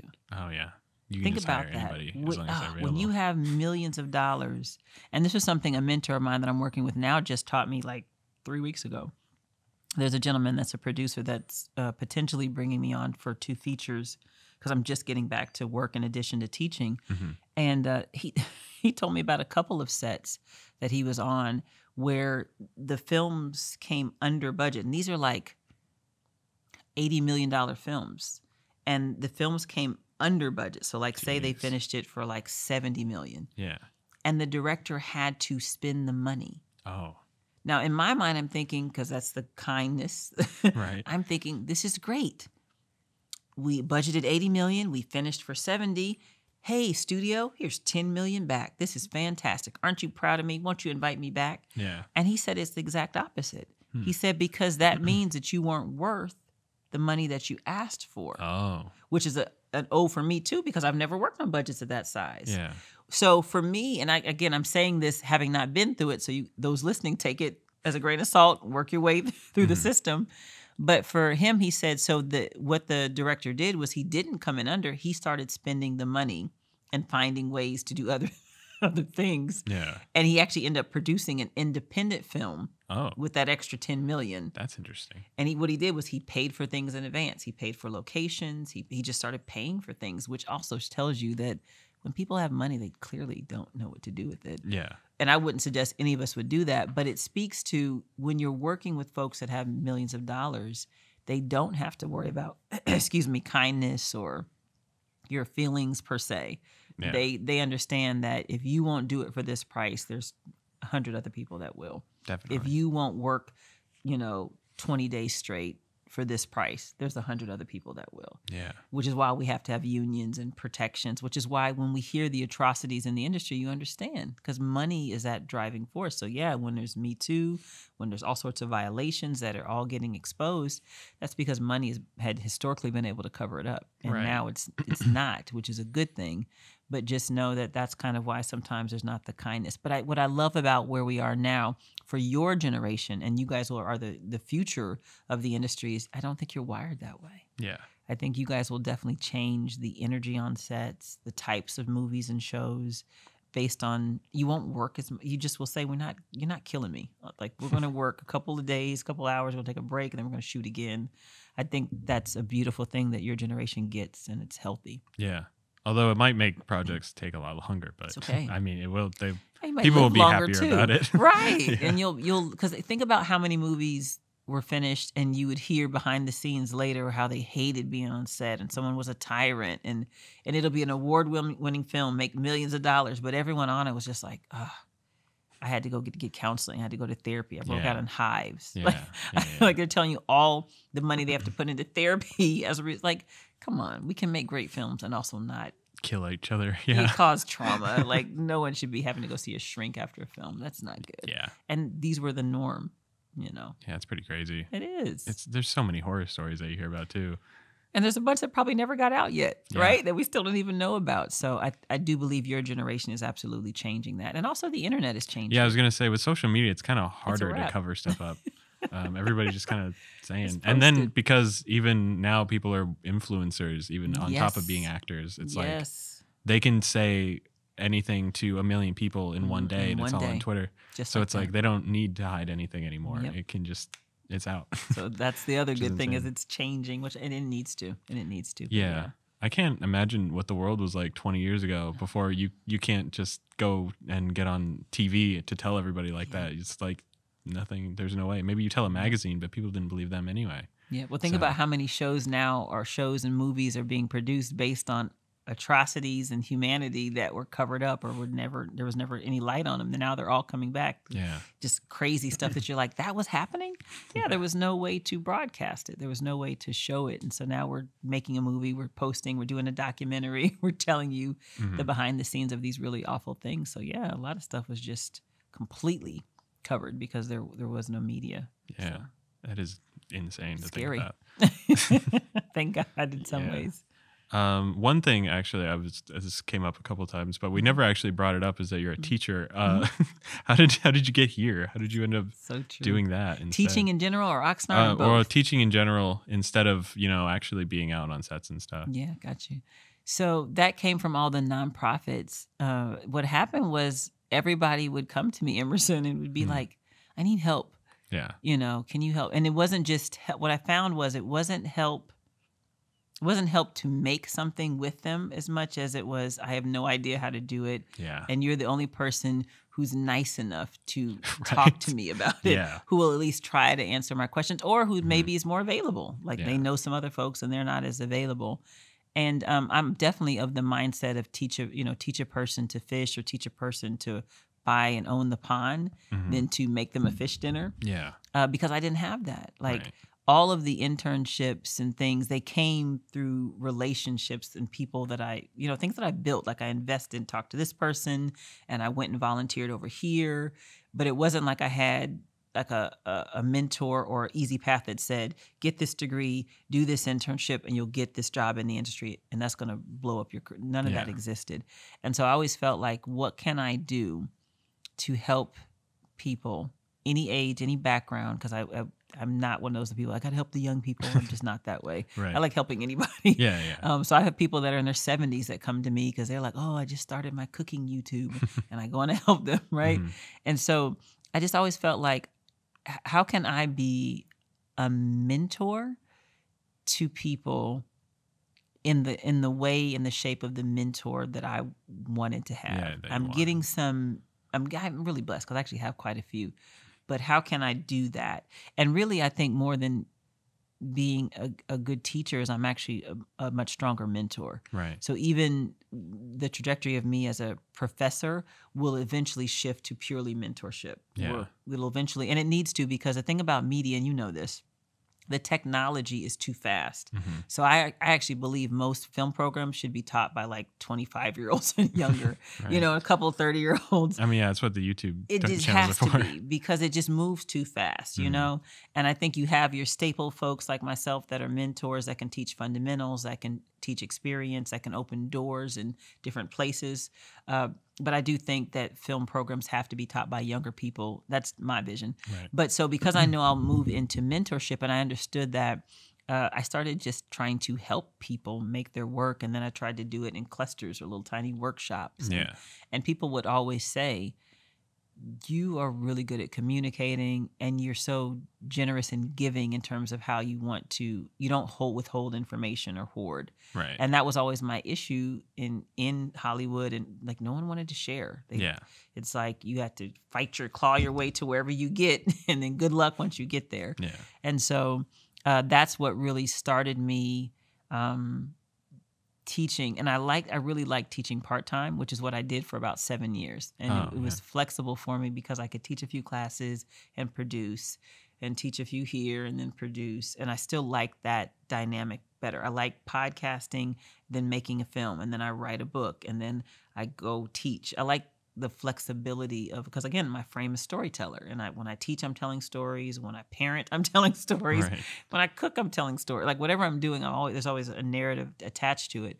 So my frame is much broader than one place. But I promised my husband, my mom, and one of my good friends, and they had all watched me teach part-time. And the program that I started with at a college, when I started Emerson, the program had 2 like lecture classes, like film analysis, and that was it. And I got in there and I just started writing curriculum, building programs, writing grants, and getting money in there. And by the time I finished, we had 3, they would never hire a full-time person, but we had 3 adjuncts, and we had like 9 production classes, and we had less than this Oxnard has. Right. And we were doing things.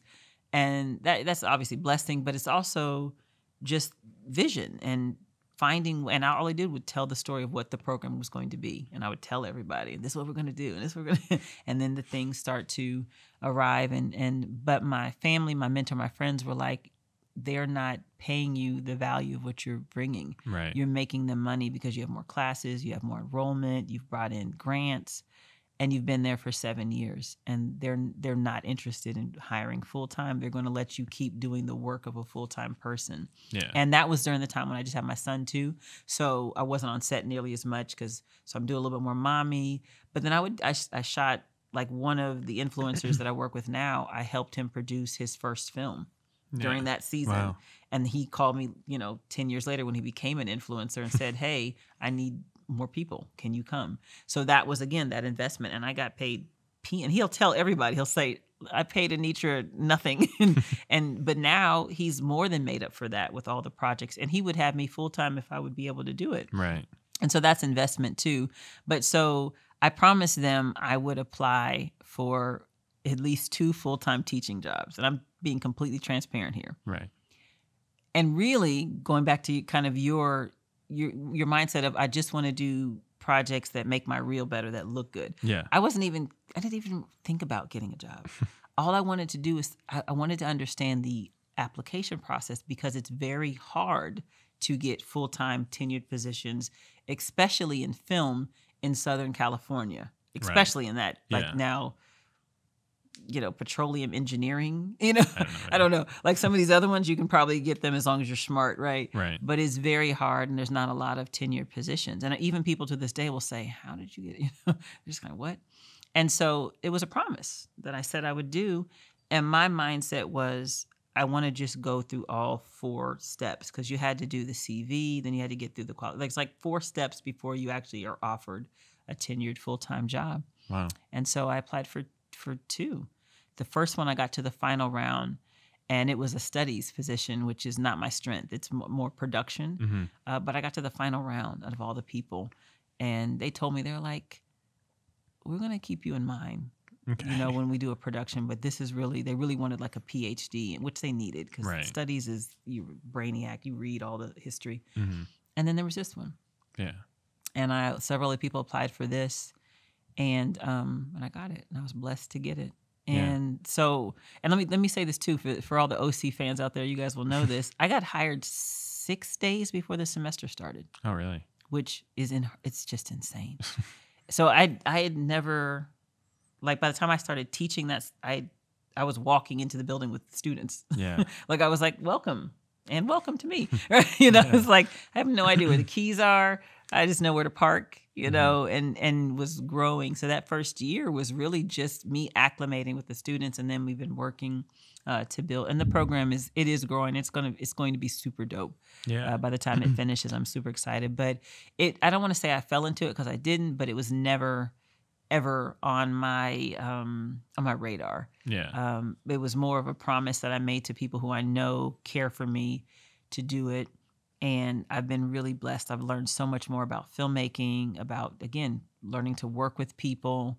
And I've been blessed to produce and make work tandem. Like, none of that is stopped. The pandemic really pushed me back out, because we were all online for so many years, I went right back out to set, because I wanted to understand how to handle this pandemic and still make work. And so I've been fortunate to do both. And I think, the one thing I want to definitely explode, because so many people say this adage of, those who can't do it, they teach, or something. I forget what it is, but it's not true. Yeah. And YouTube has proven that. Like, people are doing it and they're teaching it. Right. But historically, that was always the Hollywood. Maybe it's not just Hollywood, but people assigned it there. Well, if you're teaching, it's because you can. It's not true. And let me tell you why it's not true. Many of I'm going to say this, it's going to be bad. Some of my film professors are very good filmmakers. Right. Like, most of them are. Mm-hmm. But they couldn't teach it. Oh, I see. And keep in mind, teaching is varied. It's like, so not every teacher is for every student. Not every student's for every teacher. And that's tough in small programs where, there's one professor, unfortunately, like this, teaching everything. And that's my first goal, is getting other professors in here that specialize. So that's the unfortunate thing with small programs, is that your budget keeps you pared down to like one unicorn type being that's supposed to be an expert in all, which is not true. It's not even Hollywood standards. That's why they have all those credits. Because they need all those people, right? Or at least half of them. But they were really good film professors, but they weren't necessarily good teachers. Like, teaching is its own lane, and filmmaking, media making, content creation is its lane. And you look at that on YouTube. That's the reason why you can have 1 million people teaching the same subject, but only so many actually write. I mean, we can talk about algorithms and we can do all that. Yeah, whatever. But that aside, there's still the ones that are good at teaching and good at what they do. Yeah. That's why you can look at a cooking video, and for one person, you love it because you love their energy and you love the way they shoot and the way they cook and with the ingredients. It's all of it. And that's teaching. Is there's some people that have a way of reaching students, but also are good at what they do and can point them in the right direction. And I think that's special too. Yeah, I think you want to find people that are good at pedagogy and teaching. And not everyone's for everyone. So that's tricky, is that you're not supposed to get them all. Yeah. And a lot of times what's unfortunate with small programs is the students come in thinking that the teacher should give them everything, or the teacher thinks they should give them everything. Yeah. And you really need a lot of different people, because people learn in different ways. Some people are very visual. Some people like to read. Some people need all hands on. Some people need a lot of days. Some people just need one day. Yeah. It just varies. And so community college can be tricky in that, because sometimes with the budget and the kind of emerging strategy of the college, it becomes compressed. And so that's why I'm always like, go and intern, go and make work, go talk to this person. I can't give it. I can give you the basics. Go and get this. Look at YouTube. Because it can't all be in one person or even two people. It needs to be a lot. And when you go to film schools like USC, UCLA's film program, Tisch, and that's why they have an army of professors, because they understand we want the sound professor to be credentialed and established in sound, and we want the cinematographer, fee professor to be gifted here. Whereas smaller programs, it's usually kind of one and done. And I think coming in, especially to a program like this where it is only one person, it's almost more on the students to want to learn and like know what they want to learn, because it's like if you go somewhere with like a more dedicated specialist type teacher, they'll tell you everything you need to know, even if you don't know that what you want. Yes. But especially here, it's like you have to come in, you have to know that you want to learn, and you have to be like especially dedicated to doing it on your own time. Yes. It's not just show up and do it. Nope. So it's which was why I think me and everybody who I've actually connected with is because everybody wanted to do something. Yeah.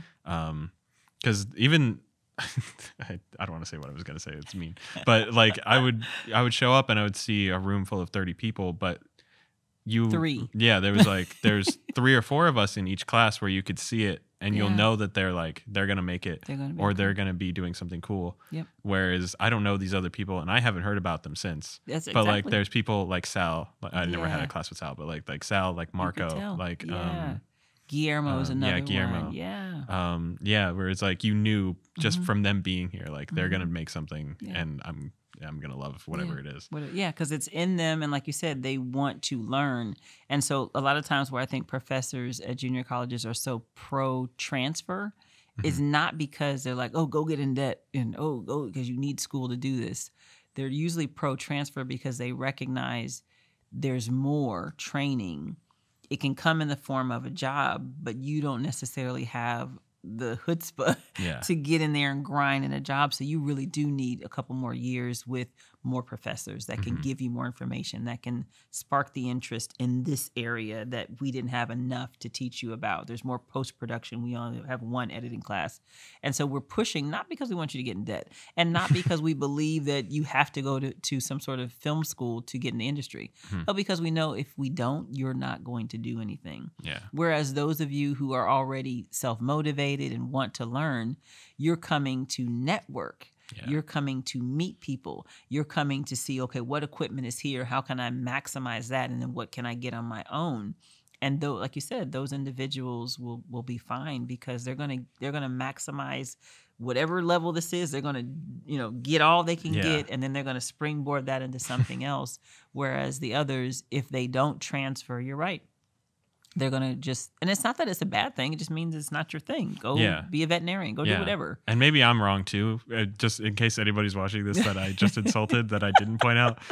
It's just because I don't follow them on Instagram doesn't mean that they're not doing something. Right. But also when I was, it was just while I was here, maybe I also just didn't notice a lot of people. But I just want to defend myself for a second because I know too. There's somebody a bunch might of have you are seen doing amazing things. Yeah. But you get the point in that it has to be in you, or you have to allow junior college, community college to birth it in you. Yeah. So spend the 2 years really getting that grit, really getting that fire, and then either go to the industry and work, or go and build your own company or business, or transfer. Mm-hmm. All of those are fine, but if you don't have that fire, you need to find the industry or the thing that gives it to you to make you want to learn, whether someone shows you or not. Yeah, I mean, and there were people here who were there like in classes all the time that I was. So obviously they're here for 2 years. They have some kind of fire in them, hopefully. Mm-hmm. And they're not just thinking I'm here because it's something to do. Maybe because I think there were a couple of people that said that. There's a lot that's the reality. Yeah, that's kind of where I was in what I just said.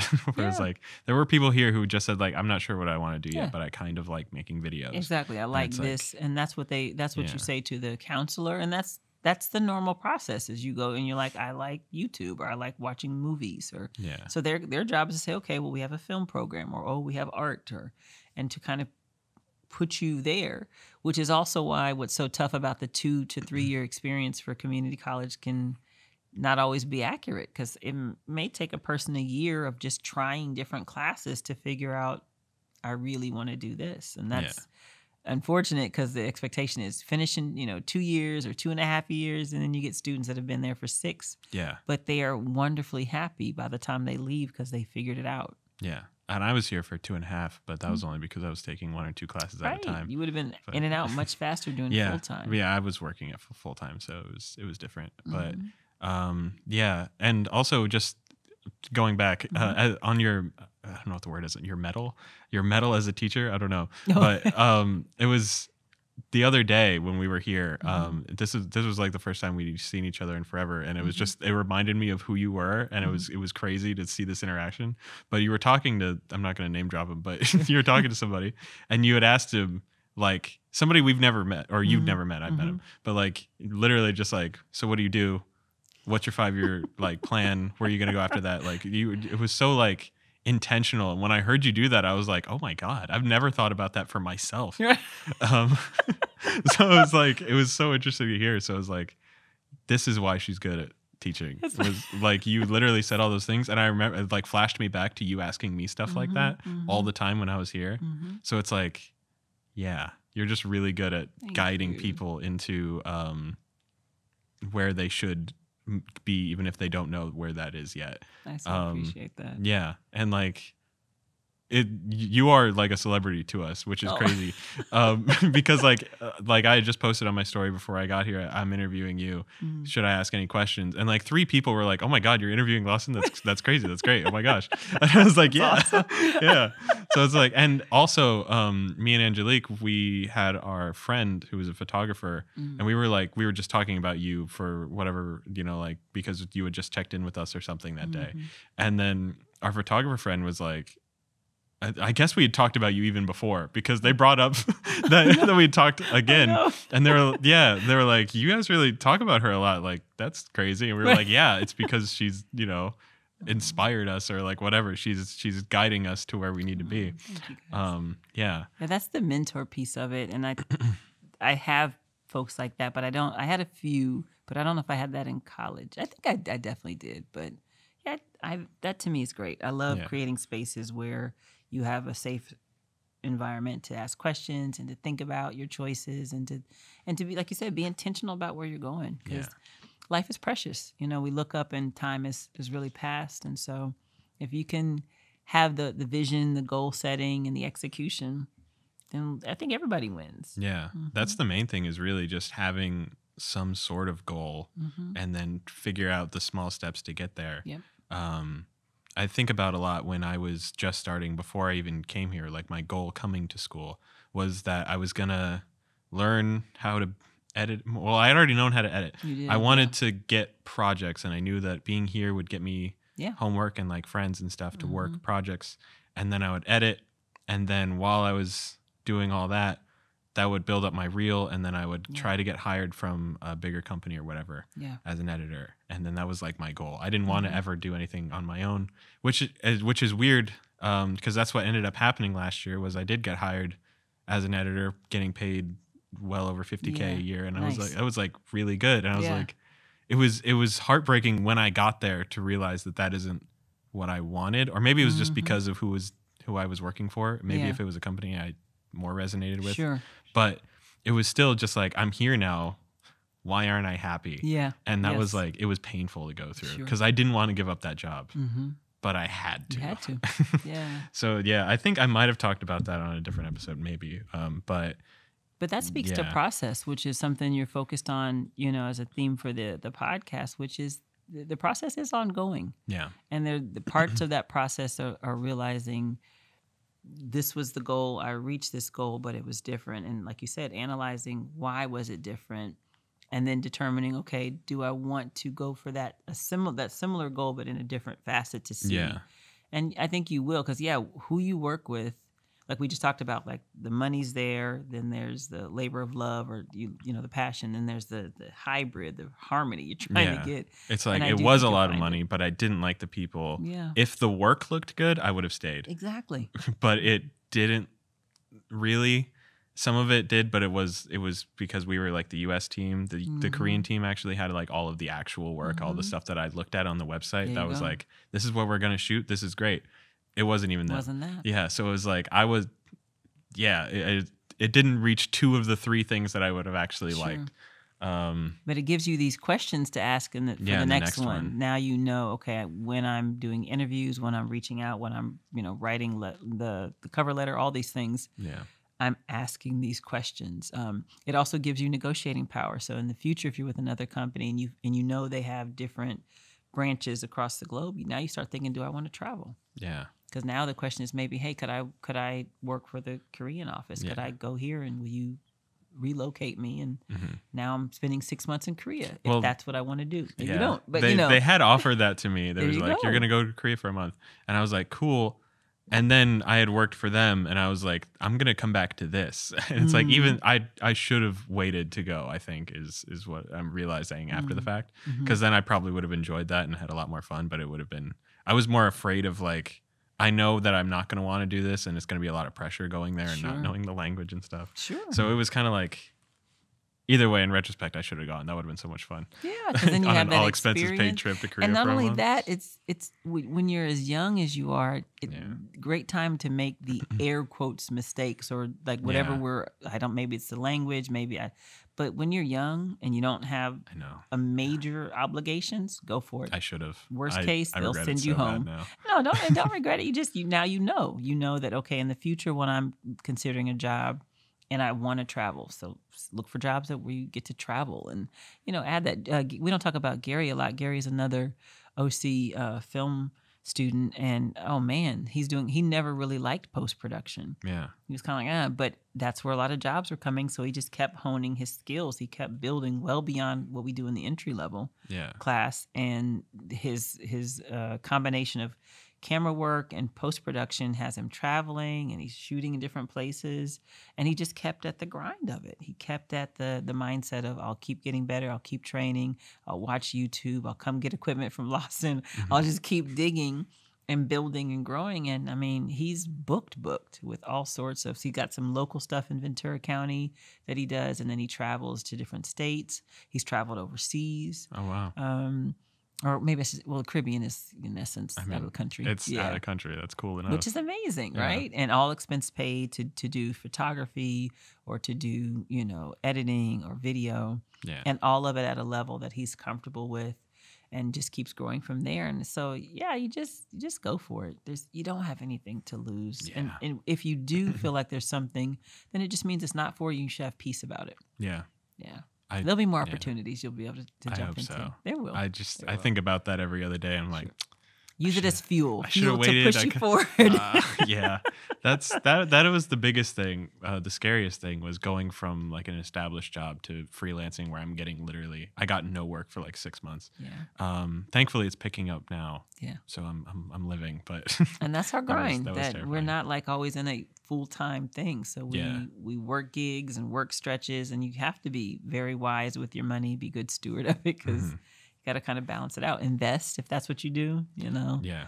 I would invest if I had more money to invest, but yeah. I mean, the reassuring thing I think about a lot every time I'm kind of at a low point, I'm like, this is just a part of the story that I'm going to tell one day.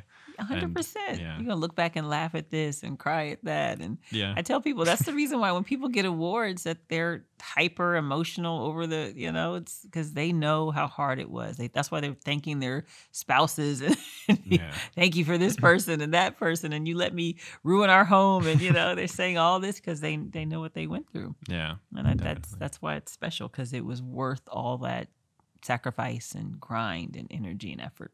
Right. We have been going for a while, so I just need to ask the one question that I got. It was from Guillermo. He had said, what's something that you think about that most people should know about? I'm assuming that means something that you think about that like most people maybe don't. What a great question. What is something I think about that most people should know about? I'll say this, and I think, Guillermo, the answer to this question probably evolves. So I'm sure if someone asks me the same question next month, there'll be a different answer. Yeah. So bear with me. But this is what I would say, especially for someone who's in their 20s. That part of being a good filmmaker is living a good life. And I don't mean that in that moralistic, be a good person, be nice, open the doors. I'm talking about that. Yeah. You should do that because those are just nice. But living a whole life, a fun life. So often when we're young, we work so hard at getting the degree, building the business, getting the job, making the money. And because we're thinking, oh, I'm in my 20s, I got to make it. Mm-hmm. And you cut off so many other things. You cut off relationships, you cut off travel, you cut off rest, you cut off other opportunities that are outside of film and media because you feel like they're ancillary or not connected to it. But the stories that we tell in the long term, and usually the work that we do, is going to be directly connected to the full and whole life that we live. And that starts as soon as you start breathing. So you want to do that. When we're children, we do everything. We try everything because we don't think about the parameters of grown-up life yet. And so our imaginations thrive, our choices are broad and open. We're usually much more fearless. And I think so just knowing that the filmmaker, the content creator, the media person that you want to be is going to be improved. That person is going to be amazing based on the fact that you give yourself license to also live a good life. Definitely. If you like to barbecue, barbecue. If you like to go to the beach, go do that. If you love just make time for a full 360 life. I promise you the time that you invest in that is always going to help your work. It's always going to help your art. Yeah. It's always going to inform you as a person, which will make you a better filmmaker. Yeah. And I think old school folks, we just worked. We just went to school. We didn't think about health and relate. We shut all that down and we're just like, Yeah. Don't do that. I'm definitely someone who used to do that. Maybe I would now, even if I had the opportunity to, but I used to, I was working and then I would sleep in my car for 2 hours and then I would come in here and then I would be at school until 1 and then I would go home. I wouldn't even sleep. I would work on like a project or whatever, or like ideas and stuff. So it was like, I was definitely a grind mindset, kill myself for the art, which now I still might do if I had the opportunity. Like if somebody put me on a team that was like, we're grinding, let's get this. I get excited when I hear that, but it is definitely more important at least on the off time to live a well-rounded full life. Because then, especially if you're trying to write, right, it gives you more like inspiration and stuff. It's fodder for your writing. No, and there's a deadline with that's the thing with grind is we understand, hey, we're grinding for 6 weeks or 4 months or whatever to get this film shot, and then you're taking the proper time. and rest. And I do think, like I said, the younger generation, you guys get it. You guys, and the downside, or maybe say the upside, if there's an upside to the pandemic, because I think that rest became more real for a lot of people. Yeah. Once they started seeing that transition during the pandemic. But yeah, I wish that I had done a lot more of the other amazing things that are Anitra, rather than most of my 20s and 30s grinding in production, which all of it's good and I don't regret it. I just understand that a lot of the stuff I do now would be much more developed had I did spend more time reading all the books I wanted to read, had I traveled more. Yeah. Had I just done some of the other things that now you find yourself, and that's the thing is, as you get older, you start to look at that window of life as slowly closing. And I don't mean that as in a morbid or there's, a sad way. Yeah. I You just mean have more in that, responsibilities. exactly. You start to just shift your focus. And so live your full life immediately. Right. Start living it immediately. Don't worry about the money. It will come. You'll find the way, make wise choices about how you can live the fullest life, and understand you're not cutting off your career. You're not cutting things off. You're integrating all the facets of you early on. And I think it just makes so much more sense. Yeah, that does make a lot more sense. That's a great question, Guillermo. I'm sure next year I'll have a different answer. Yeah. Next year I'll be like, get all the money you can. Yeah. Actually, everything I said, that was wrong. Oh, it's completely wrong. Make money. Get wealthy now. I did remember that there were questions that I found from other people back in November 16th, when I think that was when you were first going to do it. That's so funny. Let me see, because I think we already mentioned that one briefly. This one, I think, was Angelique's question. Do you recommend schooling versus self-teaching or YouTube? Oh, that's great. Yeah.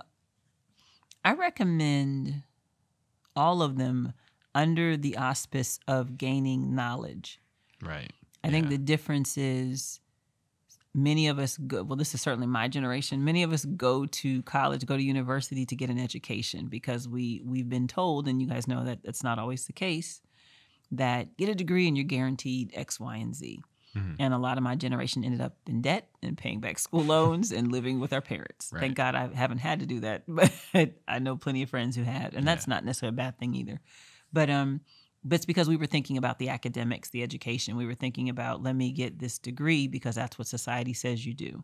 Let me not worry about the debt because we'll figure it out. I'll get a good job, I'll pay it off. And sometimes that's exactly how it works, and other times it doesn't. But there's a difference between obtaining knowledge and getting an education. Education in our country and our society is designed to teach you how to think according to the society we live in, which is good and bad. I think a little bit more bad. They tell you, they train us to think, go work for someone. And that's not a bad thing if that's what you want to do. Yeah. They don't teach you business ownership per se. That's become more popular in the last, 5 to 10 years. Mm-hmm. But knowledge is, I am getting information that I'm going to strategically apply to my life. And we understand knowledge comes from anywhere, right? Education, usually we think about it as college, university, that thing, or even under training, if it's like a vocational school or something like that. But knowledge means there are seasons where I sit down with experts and I interview them and I talk to them and I absorb. Other times I intern for free and I volunteer for free. Other times I'm in a formal class and I'm paying for the class, paying for the training. And in between that, I'm filling it with YouTube and I'm filling it with online free resources. Knowledge means, what do I need in this moment to apply and extend my skill set, my understanding, and execution of my goals. Yeah. And that knowledge obtaining, we do that till we die. And so it's all of them. And that's why there are people that are in their 70s that go back and get a degree. They're not getting it for the degree. They're getting it for the knowledge, because at that point their life is, at the other side of it. Yeah. And so, no, I would say all of them are important. And understand the best way that you obtain knowledge. Not everybody needs to go to college or to a university. Definitely, yeah. And some people absolutely need to be in formal education because they are not going to get anything accomplished. Mm-hmm. And then most of us will have ebbs and flows and seasons of all of them. Yeah. And we didn't have YouTube when I was in school. But trust me, if we had, I would have saved myself a lot of school debt. Mm-hmm. And, use that and then use the people and folks that I can network with to get me a little bit further. So I think it's all of them. But Know yourself. Like, do them all until you know how you learn. Right. Then go from there. Yeah. I will say that it's, when I think about like the knowledge itself, being here in school was very important, but maybe I don't remember everything that I learned. And like, I think a lot of it really came out for like the knowledge that we learned was all put into the projects that we made. And I look back on those projects when I watch them, I remember, that's when I remember like things that we learned or like how we got to apply it in each shoot. Which is why I think YouTube is technically better, because if you forget something, you can rewatch it. It's a 5-minute video. 100%. Yes. It's like you can't rewatch lessons and stuff, which sucks, because I'm sure that I would learn more. Well, and it's changing too. Now we're getting to where we are recording and documenting that. So that's really good. That's good. But I will say that coming to school was so much more impactful because I got homework and I was actually able to do those shoots because I would have never done them. I'm barely doing what I'm trying to do now, and I still haven't shot any of that. This is actually like the first project that I was like, then this isn't even like a big project. It's setting up cameras. It's all right. It's the start. Yeah, exactly. But two, meeting people was definitely so much more important. You can meet people in YouTube comments all you want, but like meeting people here in person is so much easier. It's convenient. They're here. Yeah. And then you get to like work with them. Even if you don't like it, then you'll know that you don't have to work with those people. Yeah. I wouldn't be anywhere I would be today if I didn't meet anybody that I met here. Absolutely. I would have still been working at Walmart. I probably would have quit doing film stuff after the guy that I was filming stuff with moved away. Sure. I would have gotten nowhere. Sure. So yeah, I'm really thankful about that. There was a third point that I completely forgot. It'll come back. But I don't think it'll come back when the cameras are off. But I will say that both of them are much more important. Is that sometimes it's just being in the space to springboard it too. Yeah. Which there's a student, I won't mention her name because I don't know if she would want me to, but she was never a film major. She's an art major. And then she came and took a couple of film classes, and she started with like the lecture courses, and then was like, I like Lawson's vibe. And then she was like, what else do you teach? And then she came into the editing class, which everyone knows is very fundamental, very introductory. Right. It doesn't even scratch the surface, but it's a good start because a lot of students can't even put flash drives in, right? And then there's those that are highly advanced and need to just, leapfrog through it. But she was new. She hadn't really done any editing. She had mostly done fine arts. And so long story short, she wasn't a major. She didn't necessarily connect with a lot of people. But from being in the editing class, I got word of an internship locally, and she took the editing class, and she also took Dr. Wolf's recording tech class. Yeah. And so she didn't even focus on that class. She just did the certification. She was like, well, Lawson, I don't really want to do the full class. And I was like, you can just do the certification, take the test. And so that's all she did. And then she was like, I'm done, right? Yeah. So she did those two things, which gave her the confidence to take the internship. She learned more about post-production and editing from doing this podcasting and streaming internship that went right into the pandemic. So this gentleman that could only pay her a little bit of nothing, the pandemic hits, his money shifts, and now she's like the full-time post-production person. And he was happy to work with her and teach her as he went along. Wow. So then that covered her. Then he had to shut that down. And then she came on set with me for another production because she doesn't like production, but she did some coordinating. Then she herself networked with someone that had a post-production like ad agency thing. Yeah. And she met that person. Even after I was on set, I was like, meet this person, do that. And she went and did it, got a job there. They showed her all of the key roles of an assistant editor, all the technical stuff, trained her in that way. Then they helped her get a job. Long story short, she's at Netflix now. Oh, and was never in post-production and was never a film student. Wow. And wasn't even thinking about, matter of fact, let me say this part too. If she knows this, she's gonna kill me. But she actually had studied 3 years, you guys, at a 4-year university before she came to Oxnard College. Oh, wow. Got to the end of that and decided she didn't like her major. Was at the last year or semester and was like, I don't want to do this job. Where this degree leads to, I don't want to do it. And she had already finished 3.5 years. She quits, comes home, because she's from here, and just starts taking art classes. Wow. Now she's at Netflix. So that's not school per se. That's just saying, I'll be in the environment. Yeah. And something's going to give. Something's going to reveal itself. Yeah. And she loves what she does. Got a car. She wasn't driving at the time. She got a car. She lives in LA. Yeah. And even just something as small as just being around the other people that are doing or trying to do stuff that's similar to yours is like super motivating for you 100%. Because just even being here always made me want to make something to show everybody else, to even show that I know what I'm doing, which is a weird way to say like, oh, I'm just trying to like validate or something, but it's true. It's just like I wanted to make, like in the editing class we ended up not showing any of them. I think what happened was that it was the music video that we had to edit. We ended up not showing any of them, I think, for time. But in my mind I was like, I want to make the best one. because I was like, I was being gassed up all year.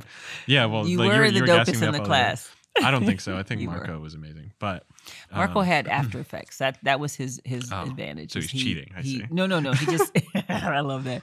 No, he was already skilled in editing and in After Effects. Like it was just, those were just natural things for him. So you were sticking to Premiere, and he was using, really, I think he actually liked After Effects better than Premiere. That makes sense. But yeah, it was like that, which is also funny because I think I was making it the morning before. Right. I had quick to turn it around. I don't know why, but I woke up at I think maybe because I was editing an OC Live or something before then, and I had woken up at like 2 a.m. because I got motivated to finally put it all together, and I was like, I finished it all until maybe 6 a.m. that day or whatever. It took me like 4 hours of just effects editing and stuff. I used to grind like crazy for stuff like that.